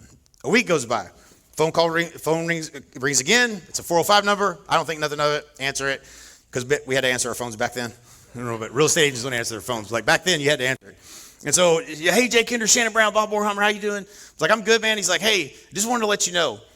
You talked about getting some aftermarket parts and stuff. We've got the aftermarkets, parts department. Before you go in there, come see me and I'll get you a discount on anything that you're going to buy. So don't just go in there and buy anything if you're going to spend money on it. I just wanted to let you know you talked about it, and I just wanted to make sure you know that. Come to me first and I'll make sure I can get you a discount. I was like, cool, man. It's like, save number and phone, right? And so another week goes by. Now Shannon Brown's calling. What's up, Shannon? What are you doing? I'm like, I'm a lot more friendly with him. He's like, hey, man, you've been taking that thing off road. How do your kids like the TVs? He's making it relevant to me in real estate. Have you been showing property? Like, he remembers me, this, that, and the other. This guy, by the way, was the number one sales guy in the entire company for GM at the time. And he had a surfboard in his office. And that's how I knew that. And so he was, there was evidence of this guy was successful. I had no idea I didn't know there was a lesson to be learned here. I just ended up becoming a raving fan. I was like, this guy's really good. I don't know. Didn't know why. But Jay Abraham's asking me this question. I'm in my hotel room and I'm thinking through this whole process. And I'm like, all he did, so he called me one more time. And that was in week 4. Week 4, he called me 4 times. Now think about this. Every time you close a real estate transaction, if you have a person that does business with you one time, it's worth, let's say, $10,000. If they refer you someone every year and they do business with you every 7 years over a 20-year career, that person is worth, in your database, if you had 100 people, that's the difference in $1 million business and a $20 million business. So every time you go to that closing with that client and you're thinking, man, I got to move on, because we ain't going to see them for a while, right? Like, you're like, finally, that nightmare's over. Next, where's the next one coming from? That's what I was doing. I didn't realize that if I made him a raving fan, truly, like, all Shannon did was call me 4 times, spent maybe 15 minutes with me, but he made me feel special. The process was not a great process. I wasn't ecstatic with any of the whole process of buying that vehicle, yet I became a raving fan of Shannon Brown. Think about this, how much better you could, if you just call him 4 times, try to add value, be relevant, just actually care what could happen to your business, right? So that was this is the first 5 minutes of Jay Abraham. I'm like, this dude blows my mind. And so he teaches this thing, the strategy of preeminence, and it's simply adding the most value you can to someone's life in every situation that you come into. And it's a very simple principle. It's like if you know somebody should drink 8 ounces of water and they're in the desert, you would give them 8 ounces of water. You wouldn't give them 6, you wouldn't give them 4, you would give them 8 because you know that's what they need. And so it was an interesting philosophy. And this is, I'm on Contribution Mountain and I'm trying to, this is fascinating. I come back from this event with a million things that blew my mind. And I'm like, man, I'm calling all my vendors. By the way, these events don't happen without vendors. I know how the math works. So just so you know, give them an opportunity to earn your business, okay? Give them an opportunity to earn your business. This stuff doesn't happen. If anything out of this becomes valuable for you, it's partially because they're willing to be here and invest in people coming into town. Otherwise, these events don't make sense to do. So give them an opportunity to earn your business. And I will tell you this, they don't pick vendors just to be here. These are vetted people they do business with that they know have the same values. And that's why they're here. And so just know that if you have an opportunity, do that. And so my vendors, I had, my attorney and I had all these people. I invited them in and I'm like, I don't even know if I can teach any of this stuff, but I'm like, I'm going to share it all with them and try to help them all. And so I started just adding value. And I really adopted this whole strategy of preeminences. How can I add the most? Jeff's Key Shop, they paid to be on our website. I invited him. I was like, Jeff, wouldn't it be cool if you could just mail every house a postcard, the key, who has the keys to your home to every new house that sells? Like I could pull that up in the MLS and give that to you. If you sent that postcard, I bet you every single person, I know my wife would buy a new lock set if she got that postcard 100% of the time. And so just trying to take the things I was learning and help them. And so, so this was, the strategy of preeminence is truly the lender, the other agent on the other side of your deal, your buyer, your seller. But understand, every time you get to a closing, that represents 4% of the lifetime value of that customer if you make them a raving fan. That's just 4 phone calls you got to make. So implement that one. Is that good? Is that valuable? Right? Okay, cool. There's a lot of deep stuff in here, man. I feel like I need to give you a couple of wins. All right, real contribution does not make people dependent on you. It makes them more capable without you. This was something that we learned in coaching was people don't stay. I thought coaching was better than real estate when I wiped down the board 57 transactions. And then we started selling coaching and nobody cancels in the first year. And then, the second year, it's like the money was just getting better. I was like, this residual income is the best thing that's ever happened to me. Like way better than selling real estate. And then about 12 months or about 24 months in, what's called attrition kicks in. Okay. Has anybody had a business where they understand what attrition is? Anybody have a different business that they understand and measure attrition? It is the only thing that matters, okay, in any business where you have residual income. If you have a customer today, so a lot of people think, and I see this all the time, like, man, I'm going to sell at $67 a month. I'm going to create this course and I'm going to sell it. Be like, you don't know shit about attrition. Okay. Let me tell you what's going to happen. They're going to keep it on average of 4 months and you're going to have so much churn that you're not going to be able to sustain and you're going to eventually stop doing what you're doing. Like we did this. We sold 67, 97. We did all of this stuff, trying to figure this stuff out. But at about 11% attrition, that means at 200 customers, you got 25 that are going to leave you this month. No matter what you do in coaching, they're going to leave you. At some point, nobody pays the same person forever. I didn't. I knew this. Obviously, I paid everybody. I didn't stay with any of them. I vacuumed up as much as I could, went on to the next one. And so at a certain point, now I got to sell 25 just to stay where I was at in the coaching business. We built that up to 10 million in revenue. And but what we taught people to do was to not be dependent on us. If I gave you the tools, and you don't need me to coach you, you just need the tools and you know what questions to ask and you need to know what your processes are for how you make decisions in your business. You don't need me as a coach. And so that was just, once we learned that and we taught it, we were setting people up to go off on their own. It's not a good business model. It was a lot of contribution. It felt good. It was like, look at them go, selling 600, 800 homes now, not paying us anything. It's like, yeah, but that's the right thing to do, right? And so making people capable without you that was contribution for us. Not a good business model. I want to remind you of that. Compounding. So another mountain. So once we learned that coaching wasn't the way, that wasn't the right model. So I make money, but the calendar keeps resetting me to zero. So more income automatically creates more freedom. You would think at $10 million a year that I must have solved all the problems. And I didn't. And I'm going to play this video in a minute that's super interesting to watch at this stage of my life, because if I'd have listened better, I would have not made a lot of mistakes that he tells me in the video. And I want y'all to listen to what he's saying here in a minute. So More income automatically creates more freedom. That's not true. Income pays you for work completed. Compounding allows prior value to keep contributing down the road. What am I building today? What will still be working for me tomorrow? Build one relationship, a leader, a system, a brand, an income stream that carries value forward. And so imagine you had $10 million invested. So imagine today, everybody in here love real estate. This is a great business, right? Not so much. All right. Just checking. There's days that I liked it and didn't like it at the same time. So imagine if you had 10, and I did this in masterminds with my top clients. We all have this problem. And I said, if you had $10 million in the bank, would you go back to work tomorrow? I want to ask all of y'all. So $10 million in the bank, what I'm saying is at 8%, at an 8% return, that would be $800,000 a year. So if you had $10 million in the bank, you got $800,000 a month, a year coming in, would you go back and sell tomorrow? Are you showing up to work? Truth, just be truthful. How many of you are going to go back because you love it? Okay, a few of you, liars. Okay, so I'm just kidding. So that's really interesting. It doesn't mean that this doesn't mean that you hate real estate. This is the difference. Okay, it means that the model has never allowed you to experience the difference between work you must do and work you would choose to do. Wow, right? So when you get to, I got to choose whether I came here, right? I got to choose. I could have said yes. I could have said no. I said yes because of contributions that had been paid forward by Brent Gove to me, and I would do it for him because of the things he's done for me. Think about how the ripple effect of contribution happens. Brent's done so much for me. Yeah, man, I'll come out here and get, you know where else it aligned? I got to spend time with my wife.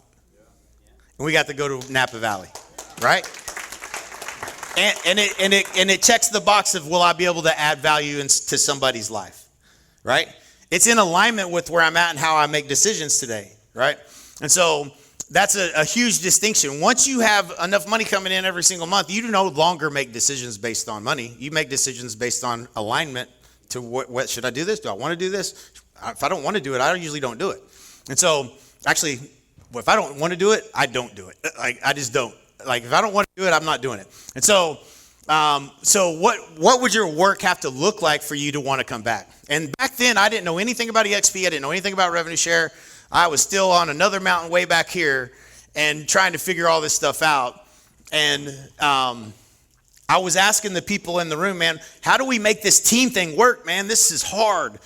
None of us enjoyed it. We all had built it up, tore it down, built it up, tore it down. It was this continuous challenge of you could create these great leaders in your business and then they leave you and go off on their own.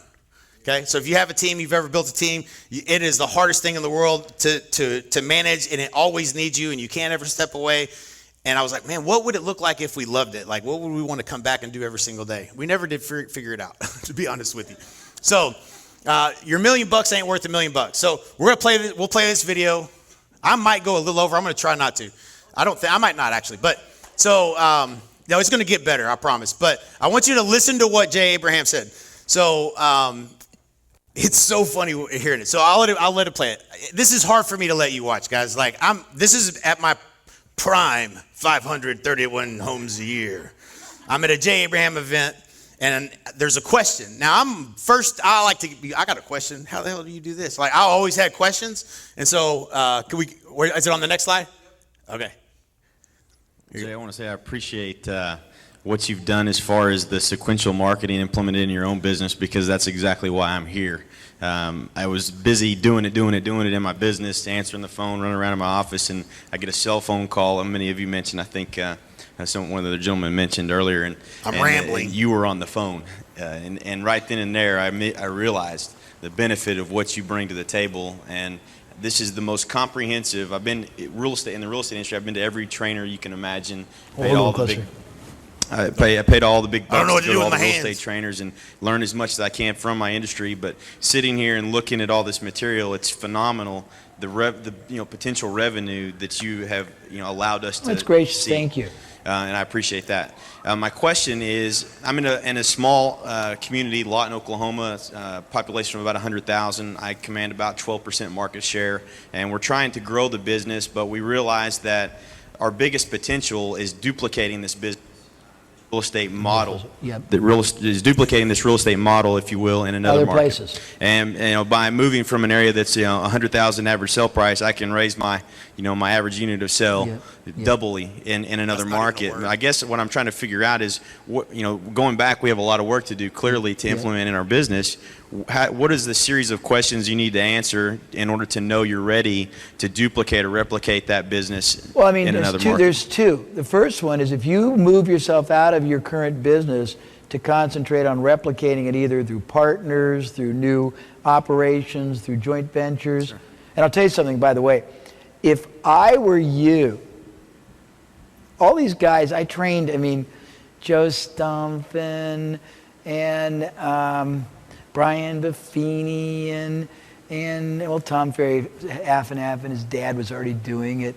And Craig Proctor, they all came to my programs before they were teaching anybody, and they went out and did trainings. If I were doing it today, I wouldn't be a trainer and try to teach it that way. I'd joint venture with other agencies so that they had the yoke of the overhead, you had the marketing, and you got a share of the upside, and you had an equity type of an interest, so you had an asset, because their businesses aren't sellable. They make a lot of money, but they're not sellable. My business is very low. It makes me 7 figures, but it's not very sellable, and that's not what you really want. You're young enough to recognize that. But I think the first thing is being clear that if you walk away to concentrate on that, your business isn't going to fall apart. So it's the systems, the process, the procedure, instilling a culture that is enduring and that everybody sort of follows, establishing yourself preemptively in your community. I'm thinking, and I'm sorry we didn't get the book concept really developed. You should have a book written for you and have everybody give it away. Run ads to sell it for $39 so it has perceived value, but gift it away to everybody in the community, and maybe write 3 or 4, because the cost of giving away 5,000 books is $25,000, but 5,000 devotees is probably multiplied by referrals would own the market. But put a system together that seems replicatable, and then go out and again, everyone else is trying to sell training. I wouldn't. I'd sell partnership. I want to be your partner. If you can afford it, tell them that you'll fund your own triple out. You want basically a piece of the upside or a piece of the business. Find somebody who is ambitious, directable, has good values in a market that you can collaborate with. That to me would be a greater wealth creator, because someone will buy that. They aren't going to buy it if you got this great system and you want to do seminars, and so you'll make some money. You might make $1 million, but no one's going to. That $1 million isn't worth $1 million. But if you had 20 or 25 or 125 partners out there, each of them tripling their business, somebody will buy that from you for a lot of money. Does that make sense? Brilliant. Thank you. You're welcome. Now, yeah. There's a lot, and there's a lot of. Every time I watch it, I cringe, because I'm like, you idiot! You didn't even listen, you dummy. So I immediately ended up building a coaching and training company. Okay, just to connect the dots there. All right, this is 05. I didn't listen at all. Yeah. So looking back, it's fascinating, and some of you kind of connected some of those dots. But what did you hear him say? Anybody have anything that stood out that he said? Partnership, right? He's like, that $1 million ain't worth $1 million. He said it so. Your $1 million, you might make $1 million, but your $1 million ain't worth $1 million.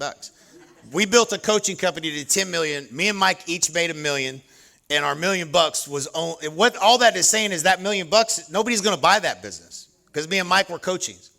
So it was only worth $1 million that we were making each year. It was an income. It was the same thing I did in real estate, and I did the same thing again in coaching, and I didn't listen. And so now, not long after this, we had moved from coaching and to partnership before we came to EXP, and we would partner with you. We had built all those systems, processes, procedures. We duplicated it. We built NAEA, all the systems and processes, everything that you needed. We would come in and we would take your business, and we would take you from 10, 15 deals to 70 to 100 deals in the first year. And you gave us 50%. And so guess what happened after a year? After a year, you would come in our office and you'd be like, "Hey, man, I want to talk about the split we got going on here." I would take you from almost nothing to heights you never would seem possible. You would only go on appointments. We had a call center. We made the calls. We did all your branding, all your marketing, everything that he talked about. We did it. And so, but what was broken in that model was the compensation alignment. Nobody wanted to pay us 50%, right? And so we saw EXP and so just to connect the dots, how we made it to EXP was we finally did it 10 years later, what Jay Ram told us to do, and it was working. It also took a ton of cash, meaning if I'm going to take you on your market, I've got to build all your marketing. I've got all these people, all these systems. I'm doing your branding. I'm doing your lead gen. I'm setting appointments. I got a call center making calls for you. And all you're doing is the surgeon going in and take the listing, go in and work the buyer, do the deal. We mainly focused on listings.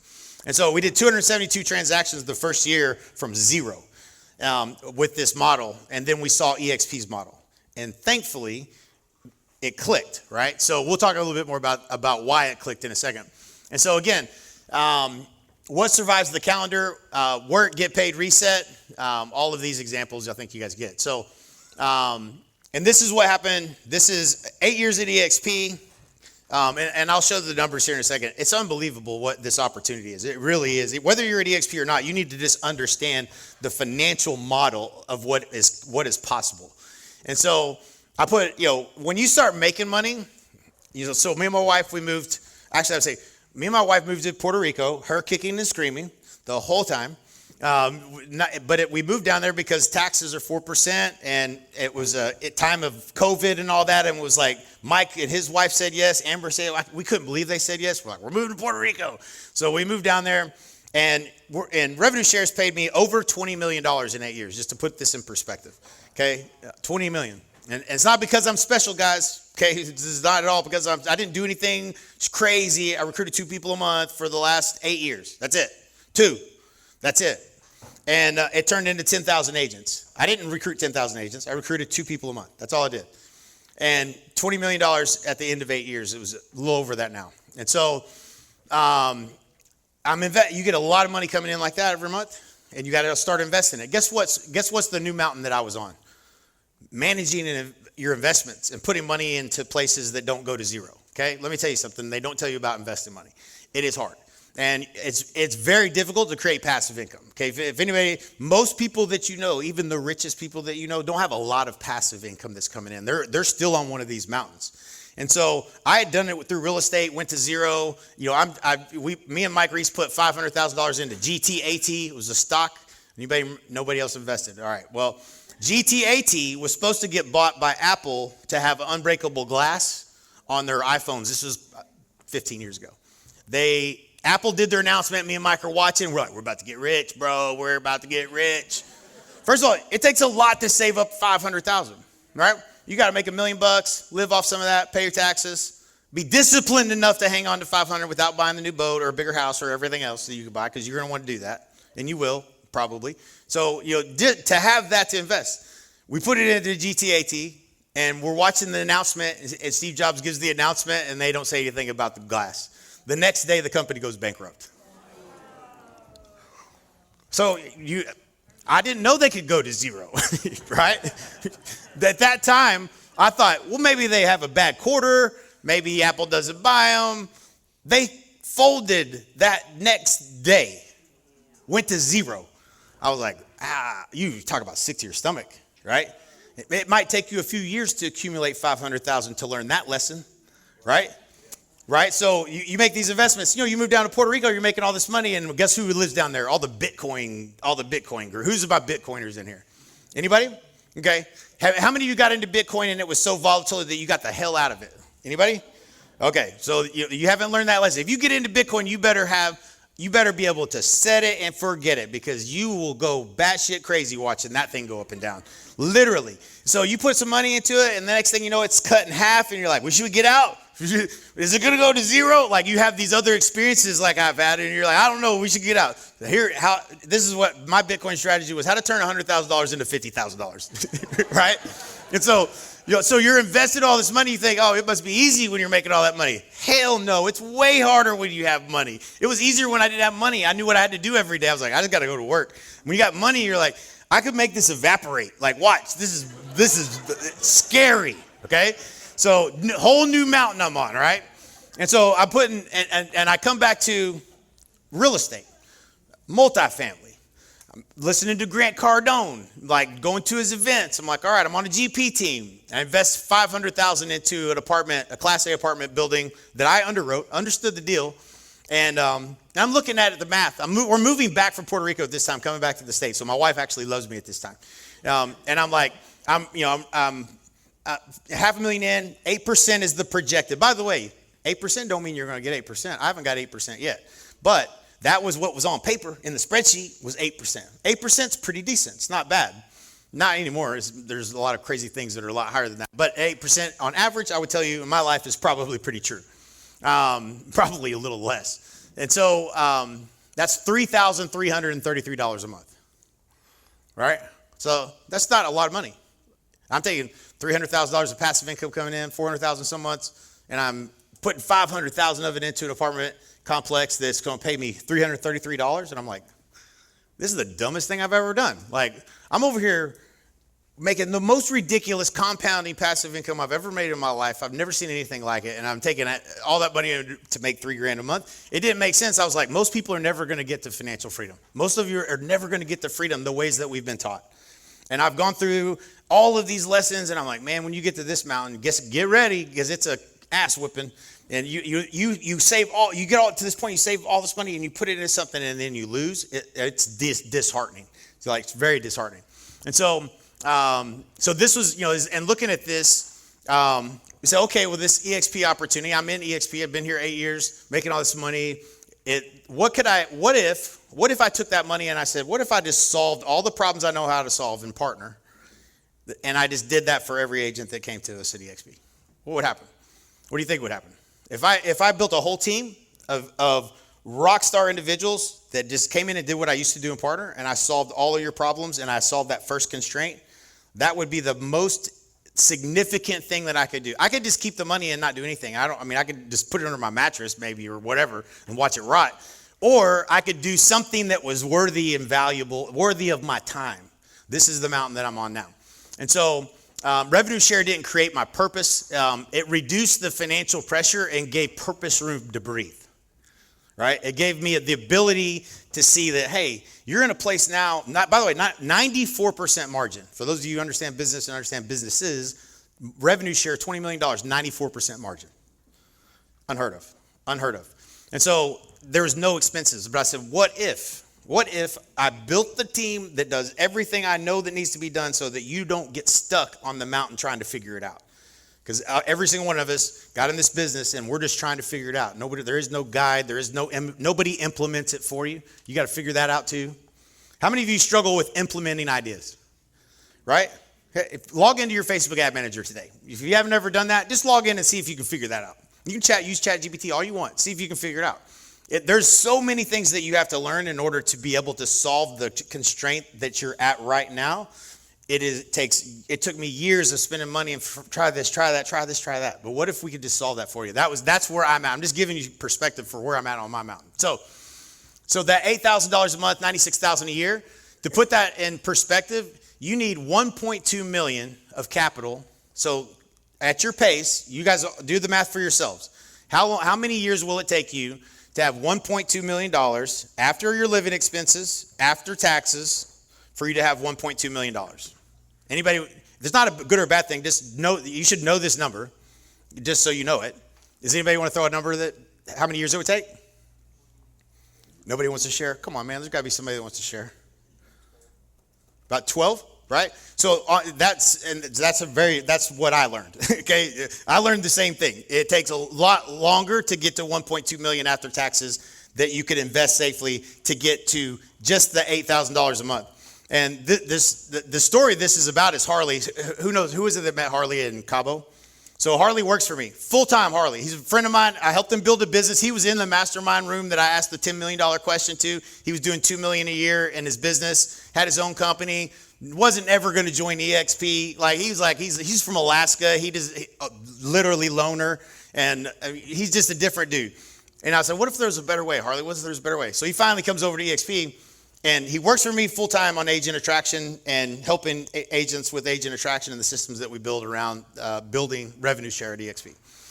And he he just jumps into my Zoom one day. Like he does that because he just looks at my calendar, and if he thinks I'm in a window where I might have just finished, he'll jump in.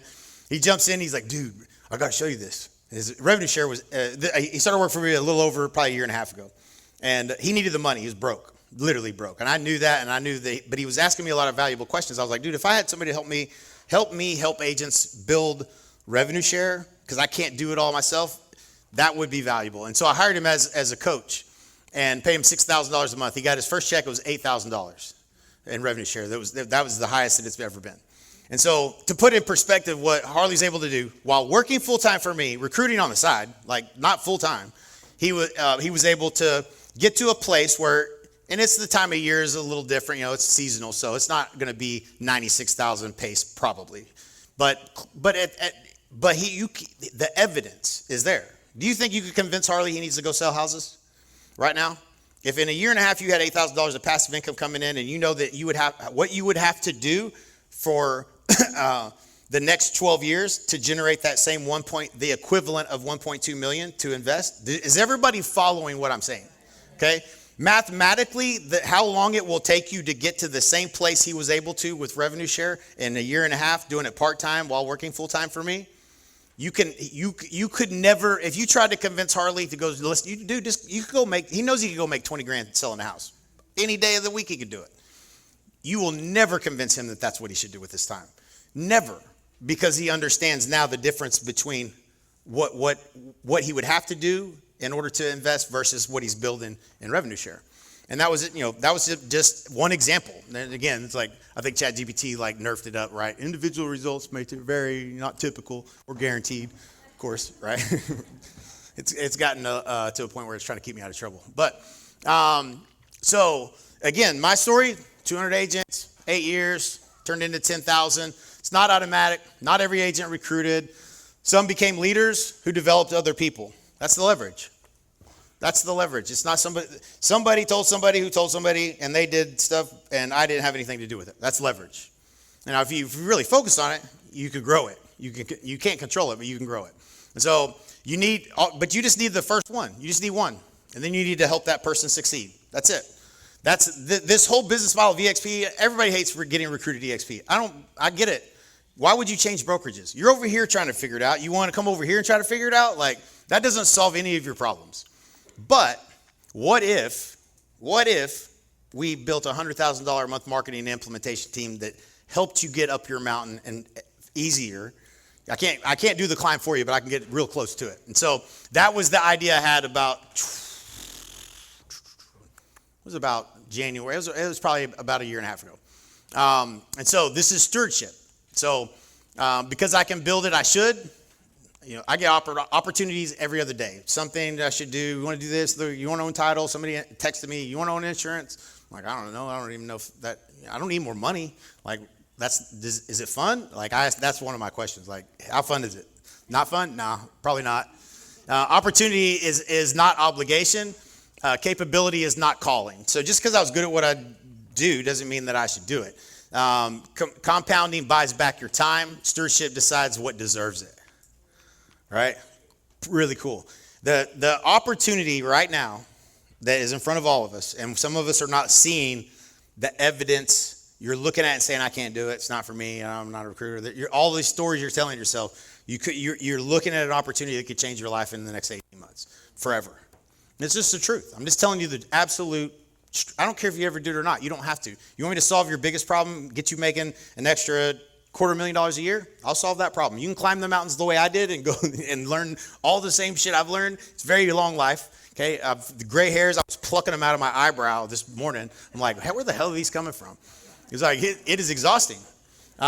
So what is worthy of everything I've become? That becomes the question. What's worthy of everything that all this shit I've gone through, me listening to Jay Ram, but not listening to him, 10 years building a coaching company, you idiot. Go back. Somebody on my team found that video in Wistia. I hadn't watched it. I didn't even know it existed. And I was like, yep, could have used that about 10 years ago. It was so painful to watch. And so say no to a profitable distraction. I get offered a mortgage opportunity every other day. It's an opportunity, yeah. Unless it helps me help agents close more deals, which it can, by the way. There's some of you lenders in the room. If you were offering Funnel Pilot and that was your conversation with agents, you could recruit more agents than anybody as a way to help. Instead of saying, hey, I want you to do business with me, hey, let me show you how to add 2 to 3 deals a month to your business. And so that's the mechanism. But anyway, for lenders, there's a lot of value in this. All right, so next up, what is worthy of everything I've become? My life's work is helping people see a future they cannot see for themselves.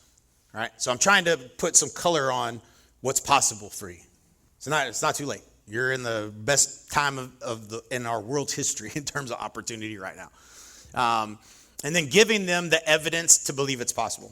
That is what my job is my purpose is helping unlock the human who could build that business, who can build their future, right? So that's what I'm doing. So I built what comes next from the mountain I'm on, for the mountain most of you are on. Does that make sense? I'm on the mountain building something to help you get off the mountain that you're currently on. That was the last 18 months of my life. And so here's what you need on the mountain that you're on right now. So this is actionable for you guys. So the map. Okay, what's the earliest unresolved constraint between you and the results you're after? Whatever mountain that you're on, it starts with the map and asking that question. What's the earliest unresolved constraint in your business between you and the results you're after? Okay, and then there's the compass. Okay, what truth does this mountain require me to accept? That's a writer downer. What truth does this mountain require me to accept? What do you have to accept? What is possible that you can no longer say is impossible? Could you add 2 deals a month, 3 deals a month? Could you add 4 deals a month? If you only had to go on 8 appointments and you got 4 deals, could you do 8 appointments in a month? Is there enough time in the day? Probably, right? So wherever you're at, it's probably, there's a truth on the mountain that you're on that you have to be willing to stop ignoring and accept that it is absolutely possible for you to do that, all right? What is the smallest complete action that creates credible evidence? This becomes finding somebody that's teaching you a proven, repeatable system and following it to the T until you get enough evidence to say it works or it doesn't work. That is the key, because once you have evidence, you got to have the desire. I can't create that for you. So if you want more, then you have to be willing to give it a fair test and be coachable that you're probably missing something and be willing to learn that. That version of you is who will get to the top of the mountain you're on. Does that make sense? Okay, so the guide. Who's repeatedly solved this exact constraint and can help me follow the right sequence? I have spent years flying around the country, going to paying all these people. I have paid all the people that Jay Abraham mentioned. Did you hear that? You know whose mentor Craig Proctor, Joe Stump, Brian Buffini, Tom and Mike Ferry was? Jay Abraham. I found the guy that taught the guys that I paid all the money, right? So once I went outside of the industry, I was like, oh my gosh, this dude is the dude. Like, this guy has taught everybody in every industry business at a level that no one else had. I paid him a lot of money, and it was the best mentor I've ever had. I was telling my wife earlier, I said, man, I need to call Jay Abraham and just tell him thank you again. Like, he was a great, great mentor. Wouldn't be here today had I not taken the chance and spent the money and gone to the event. And that blew my mind, right? Wouldn't be here today. All right, so those are did everybody get those? These are the 4 things you're taking on the mountain, okay? The guide, you need to have a guide. You need to have your flashlight. The flashlight, what's the smallest action that you could take? You just need to be able to see 3 feet in front of you. You don't need to be able to see how you're going to get to the top, okay? Solve the first constraint, small win, your belief change. It becomes an owned belief, and now you know you're going to get to the top. Does that make sense? Right. Okay, so... And what I found in all of these coaches, trainers, and everything that taught all these different things was that they were not, there's a lot of great ideas. Let's go build a YouTube channel. You need to shoot 2 videos a week, and they need to be like this and this and this. Now, you got to learn a lot, okay, to be able to shoot videos, what the content should be. Do you need to learn how to edit them, and you hire an editor? All of these things you got to learn. Then you got to put it out there on YouTube, and you got to wait. And well, when's it going to pay you back? I don't know. You just hope. You just got to hope. It's going to be worth it someday. And maybe it will, maybe it won't. But most of us in this room need to win a little sooner than that. So it's not the first constraint in your business that you don't have a YouTube channel. Does that make sense? It's the time to pay off, the time to win. You're going to lose interest and shoot those videos in about week 2. Okay? Has anybody done that, right? Something like you started doing it, you're like, this is a lot to do, and I don't know if it's going to work or not, because there's no measurable way to know if you're actually winning or not. Okay? So all of these ideas out here, when you distill it down, you got to find the thing that is the most proven, repeatable system that can get you clients as quickly as possible. Quickly. Like not next month, next year, 2 months from now, 6 months. I need to get you a win. This person wants to list their house. If I can do that for you real quickly, you're going to be like, that shit works. Right? And so that's what this whole process is about. So if you could leverage my entire implementation team, I'll tell you what's funny. People all the time think they can copy what we do. I'm like, you have no idea what goes into making an ad work. What? Somebody agreed with me or what? Okay. No, it's absolutely fascinating. I studied this for years and years and years. It's just I beat my head. Unless you have mailed $12,400 worth of mailers that got zero response, you are not qualified to talk about marketing. Okay? Yeah, and that's when I thought I knew what I was doing. I spent a lot of money in marketing. I never would have thought that wasn't going to work. And I was wrong. And I learned a lesson. And I learned it with my own money, not yours, thankfully. And so there's so many things that go into the offer, into the strategy, the messaging, your branding, funnels, lead gen, follow-up systems. All of this is the stuff that I suck at. I suck at building it. Okay? Even if you know everything, I could never build it all. I got a huge team. They're amazing. They're world-class, Olympic gold medalists at what they do, that do these things. Okay? And I built that team with the intention of solving the constraint. And here's the coolest. You want to know the coolest part? This is the coolest part. This is why I do what I do. Some of you know this. Some of you have no idea this is coming. Did you know I don't charge you anything ever? I do all this for free. For any one of you in this room. Did y'all know that? I'm not kidding. That's literally what I'm doing. And there's not one person in this room that can't get my whole entire team, $100,000 a month team, to do all of this for you in your current business and help you grow your business. Not one of you. Every single one of you. For free. I'm not kidding. And I don't have a pitch. There's no credit card to get out. You can sit on your wallet. I'm not selling anything today, y'all. Everywhere I go, I get to help people and not charge them for money. This is where I'm at in my life. I get to do this for a living, and it's fun. That's why I enjoy this, right? It's super fun, right? So, and so again, what if that entire capability sat behind your business and you just had to go do what you do well? Most of you, if you're face to face with a client, you're going to tell me this. I imagine most of you say, I'm pretty good. They love me. Is that true? Do most of your clients love you? You just need people that need your help. Is that true or not true? If you had plenty of people that needed your help, you would probably sell more real estate, right? Now, or you could try to learn how to write offers, build a brand, lead gen, do a YouTube channel, follow up, content, strategy, and you got to learn a whole lot of stuff about what works and what doesn't and why and all of that good stuff. And then when you do all that, then you'll get there. That's what's being asked of us right now in this business.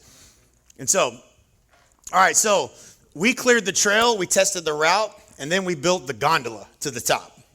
And so what the gondola doesn't ski down the mountain for you. You still got to talk to people and do the work, but it's a shortcut to success. And so we made the technical climb dramatically shorter. All of the things you had to figure out, you ain't got to even know why. Little things like, if you run an ad, the reason I can generate leads at $3 a lead is because we understand the entire process and throughput. And if you put, this is so stupid, but it's true. If you put, click on the learn more button below the fold, okay, like where you have to click on it and open it up on a Facebook ad, you'll get probably a 14% lift, which is a big deal mathematically in terms of cost per lead. Probably 14% lift if you put that above the fold. That one little thing. Most people would never know that.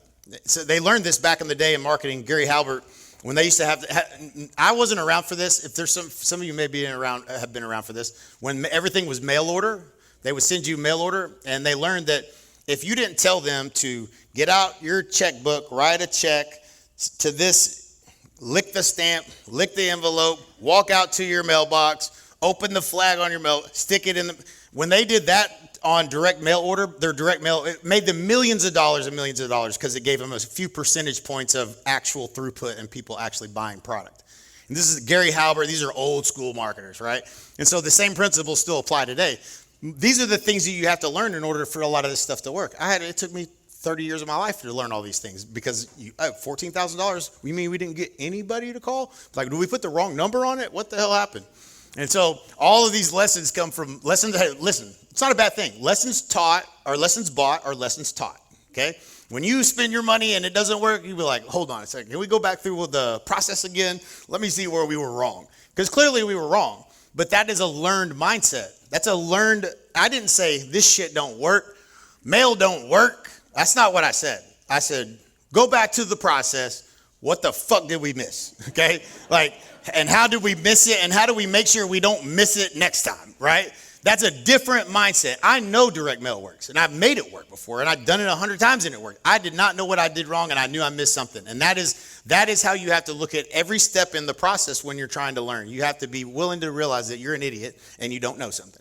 And that's just, it's easy for me because I'm an idiot, like legitimately. So like being stupid is actually a benefit because I know I'm probably wrong. And that's basically where I start. Like, okay, I'm probably wrong here, or what am I missing? Right? So huge distinction. So again, you don't have to learn copywriting. You don't have to learn offer construction, funnels, CRM architecture, media buying, automation, content strategy. You just have to be coachable. You have to be consistent, skilled at conversation. Again, skills that can be learned. Excellent at follow-up, trustworthy, comfortable with rejection. You're going to get some no's. Tom, Dave, did you ever get anybody say no? Yeah. You got to love the no's, man. You're just getting that much closer to a yes. It's just a perspective. Right? There's a number of ways to do it.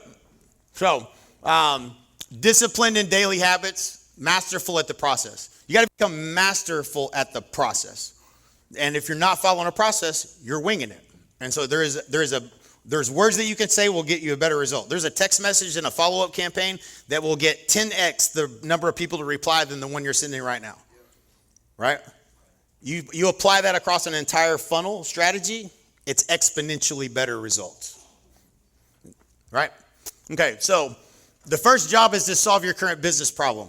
So again, one message, one conversation, one appointment, one result that you can review. When you have that win, you're off to the races. Now you can grow it as big as you want to grow it. So funnel pilot is not the destination. It's the system that helps you create controlled throughput. That's what we built, was the system to help you create controlled throughput so that you can have enough conversations daily to set. If you get 30 conversations and you have 5 to 7 appointments, if you have 30 conversations and you have no appointments, what do you think that we're going to coach you on? What are you saying on the phone? Right? So, by the way, if you had 30 people you talked to and you're like, man, damn it, what the hell he said this, what should I have said here? Right? You start to go like, I almost had a fish in the boat and I know I could have got it. That's what happens. Has anybody ever had that happen on the phone? You're like, man, I might have could have got, and then sometimes you're just like, I don't even know what you could have said for that one. And that might be true, but sometimes people say no. When I was calling expireds, I loved calling expireds. They're all assholes. To me, it's like getting to pick on somebody. It's like, and as soon as you get past their biggest, they're pissed always. And so, if you call them, and I had a guy hang up on me, and I called him back. I was like, hey man, I'm sorry, we must have got disconnected. He said, well, no, we didn't get disconnected. I hung up on you. I said, dude, man, all I'm trying to do is help you. I said, well, let me ask you a question. He said, you got 60 seconds. Okay. This dude was a jerk. And so he wasn't really a jerk. He had a shitty agent before me. He said, I said, what were you moving for in the first place? He said, he cracked open that was the right question. He said, my best friend lives on the Tennessee River, and every day he calls me while he's fishing off the back porch of his house, and all I want to do is be there fishing, and right? I said, okay. I said, so if you had an offer, this sequence of question is important. If you had an offer that was acceptable to you, would you still consider selling? Think about what I just said. If you had an offer that was acceptable to you, okay, which means the answer has to be yes, would you still be open to selling? He said, well, yeah, I would. I said, why do you think the house didn't sell? He said, well, it's the market, it's this, that, and the other. I said, sir, I'm looking at 12 houses in your neighborhood that have sold since your house was on the market. I said, I don't think it has anything to do with the market. I said, I think I can get you to Tennessee and get you fishing off that back porch. Would it be okay if we set a time where I could come by and have a conversation or at least look at the property? And maybe I can help you. He's like, yeah, okay, blah, blah, blah. Set the appointment, took the listing, right? So that it would have been easy for me to be like, that dude's just a jerk. He hung up on me. Boo. Not doing this again. This sucks. Forget that. No, that's not how I read it. I just said, oh, this is fun. This guy should be, at least I'll have some fun with him, if nothing else. what do I got to lose, right? Like, what do I got to lose? It took me 20 seconds to call him back. So there's opportunity everywhere. It's how you perceive that failure. The struggle is the way. The struggle is the way. Embrace the struggle. When you're struggling is when you're going to learn and get better. And you got to have enough reps to have the distinction that it can be possible so that you own that belief. I knew that I could get that guy. That's why I called him back. I was like, he's going to be fun. This will be a fun story to tell on stage. That's not what I was thinking. But at the time, I was just like, I'm still going to get him, right? I'm like, he hung up on me. He's like, you got 60 seconds. I'm like, all right, I can do it in 60 seconds. I didn't know that. Now, that's just a really good question. Hey, why were you selling in the first place? And emotional, right? Got him right to forgetting about how pissed off he was. He had to lower his price. You guys all know the answer to that one, right? It was wrong. It was a bad price. It was just overpriced. So, all right, one message, one conversation. All right, we're good. So we're almost finished. All right, you do not have to be the expert who can solve every agent's problem. Now, if I told, if most of you would say, man, I ain't no good at, I'm not a recruiter. I don't even want to recruit. And I hear that all the time. And so I'm just giving you perspective for those of you at EXP and understand revenue share now and are open to it. If your message was, hey man, you want to come over to EXP? About 9 out of 10 people say no. Rightfully so, because it's a lateral move in their mind. They're on the mountain they're on right now, trying to figure the shit out like you are, okay? And they're over there trying to figure it out, and you're over there trying to figure it out. Like it looks like you're trying to figure it out too. I don't know why I would come over there and try to figure it out over there. Like that ain't my biggest problem. Does that make sense? We don't recruit to EXP. Like that's not the goal is not to recruit to EXP. The goal is, hey man, if I could help you add 2 to 3 deals a month to your business, would you be open to it if it didn't cost you anything? How many of you the answer would be yes? You like paying Zillow 41%? Anybody? What if you didn't have to pay a referral fee, you didn't have to pay a split, you didn't have to pay anything, no upfront fees, no upsells, no nothing, and they just did it all for you? Would you be open to it? Hey, join my webinar on Thursday. If that was your recruiting message, do you think you could become a recruiter? You think you recruit 1 a month or be a rock star like me and do 2 a month? Right. What we're doing is changing the entire game. And so we made it easy by actually doing what? What are the principles, strategy of preeminence? How do I add the most value to somebody's life? Do that over and over again. That's the mountain I'm on right now. And it's fun. I get to do it and I don't have to charge anybody. Is everybody connecting the dots what the opportunity is? And so, by the way, cool thing happened at EXP. If you don't know, it's a big deal. Okay, it's called co-sponsorship. Before, if we weren't in alignment, somehow you were in my group, you're a honey badger, or you're not. You couldn't even work with me. We were competitors to a degree. Now with co-sponsorship at EXP, you can bring me in. I come over, I be the co-sponsor. Now me and you are partners. I give you Funnel Pilot, I give them Funnel Pilot. You win, they win, and then now together we're going to go build something together. That's pretty cool. That wasn't possible before. That you were stuck with who you were with, and you're like, man, I really like what Jay's doing. Too bad I can't do it. Now you can. And so the reason we built all this was the mechanics are now there for us to partner with anybody in the company and help anybody grow. And I can help you win with your production business, and I can help you win with agent attraction and whoever agent that you're talking to. So pretty cool stuff, right? All right, so the model is simpler than the industry makes it. Funnel Pilot, this solves your production problem. This gives you something valuable to share. Agent attraction, you connect agents to the solution and the team, and my team does everything. We build their brand. What we're doing with AI is bananas. How many of you are doing something or have done something with AI that is absolutely batshit crazy, right? It's unreal. And so one of the things that we're able to do now, what we do in a market, this isn't even part of the presentation. I'm just going to give you a little piece of what is different about this. So in your marketplace, there are people that are moving that are motivated. Okay, y'all probably know who they are. Like in my market in Frisco, I live in Frisco, which is North Dallas. So it's like Plano, Frisco, McKinney, Little Elm, the Colony, Prosper. I could do business in any of those cities that's not that far from me, and I would be like, I'd do business anywhere. We ask AI, where's the sweet spot in the market? Where is the most volume of search, people looking, and where's the most sales happening? And AI is very good. AI doesn't miss. 750,000 new construction. You should run this ad out of the ads that we run, and you should, everything that you need. This incentive that the builder's offering. So 3.9% financing, bake that into the image. This was a human process. This is all done through AI now. And so it doesn't miss. It's unbelievable. We were human. We made mistakes. We had to upgrade ads. We had to change images. We had to do things all the time. Now it's just like, bing, it nails it. Now, then we say, who is the most likely person that's going to buy that property? Who's actually buying it right now? And this was like, you'll kind of know this. You'll be like, yeah, well, they're leaving. I didn't know. This one I didn't know. I had 2 avatars. So what are their hopes, fears, concerns, desires about making this move? We're trying to identify who we're marketing to. So that particular 750,000 new construction house in Frisco is somebody leaving California. Sorry, y'all. That's true. They're still leaving. They're coming to Texas. And they are getting a technology job at Toyota World Headquarters or Dr. Pepper Keurig World Headquarters, which are both in Plano. And I was like, makes sense. I should have known that probably, but I didn't. I did, but I didn't, right? So like that's where the most volume of people are. So if we were to run an ad, then we know who we're trying to run the ad to, and we know what are their hopes, fears, concerns, desires, what's keeping them up at night. That's the other question we ask AI. This is what we create content around. And we actually do use video. You don't even have to shoot the video. It's really crazy. But the other avatar for me, and my market is the example, was people leaving Carrollton in the Colony, and they want to get their kids in Frisco School District. They're 46 years old. Their kids are 3 and 4, and they own a property that they bought 8 years ago in Carrollton, and they've got this much equity, and they have to sell that house to buy this one. They got 3% interest rate. That's why you run the 3.9% interest buy down for new construction into that particular subset of the market. Does that all make sense? Right? Very good at ad works. When you talk to them, it's really easy to sell that person. That's a listing and a sale, right? So, and again, those are $3 leads. $3 a lead. I get you 100 of those leads on a $300 ad spend, and you probably sell to good agents will sell more, but over time it just gets better because we didn't stop there.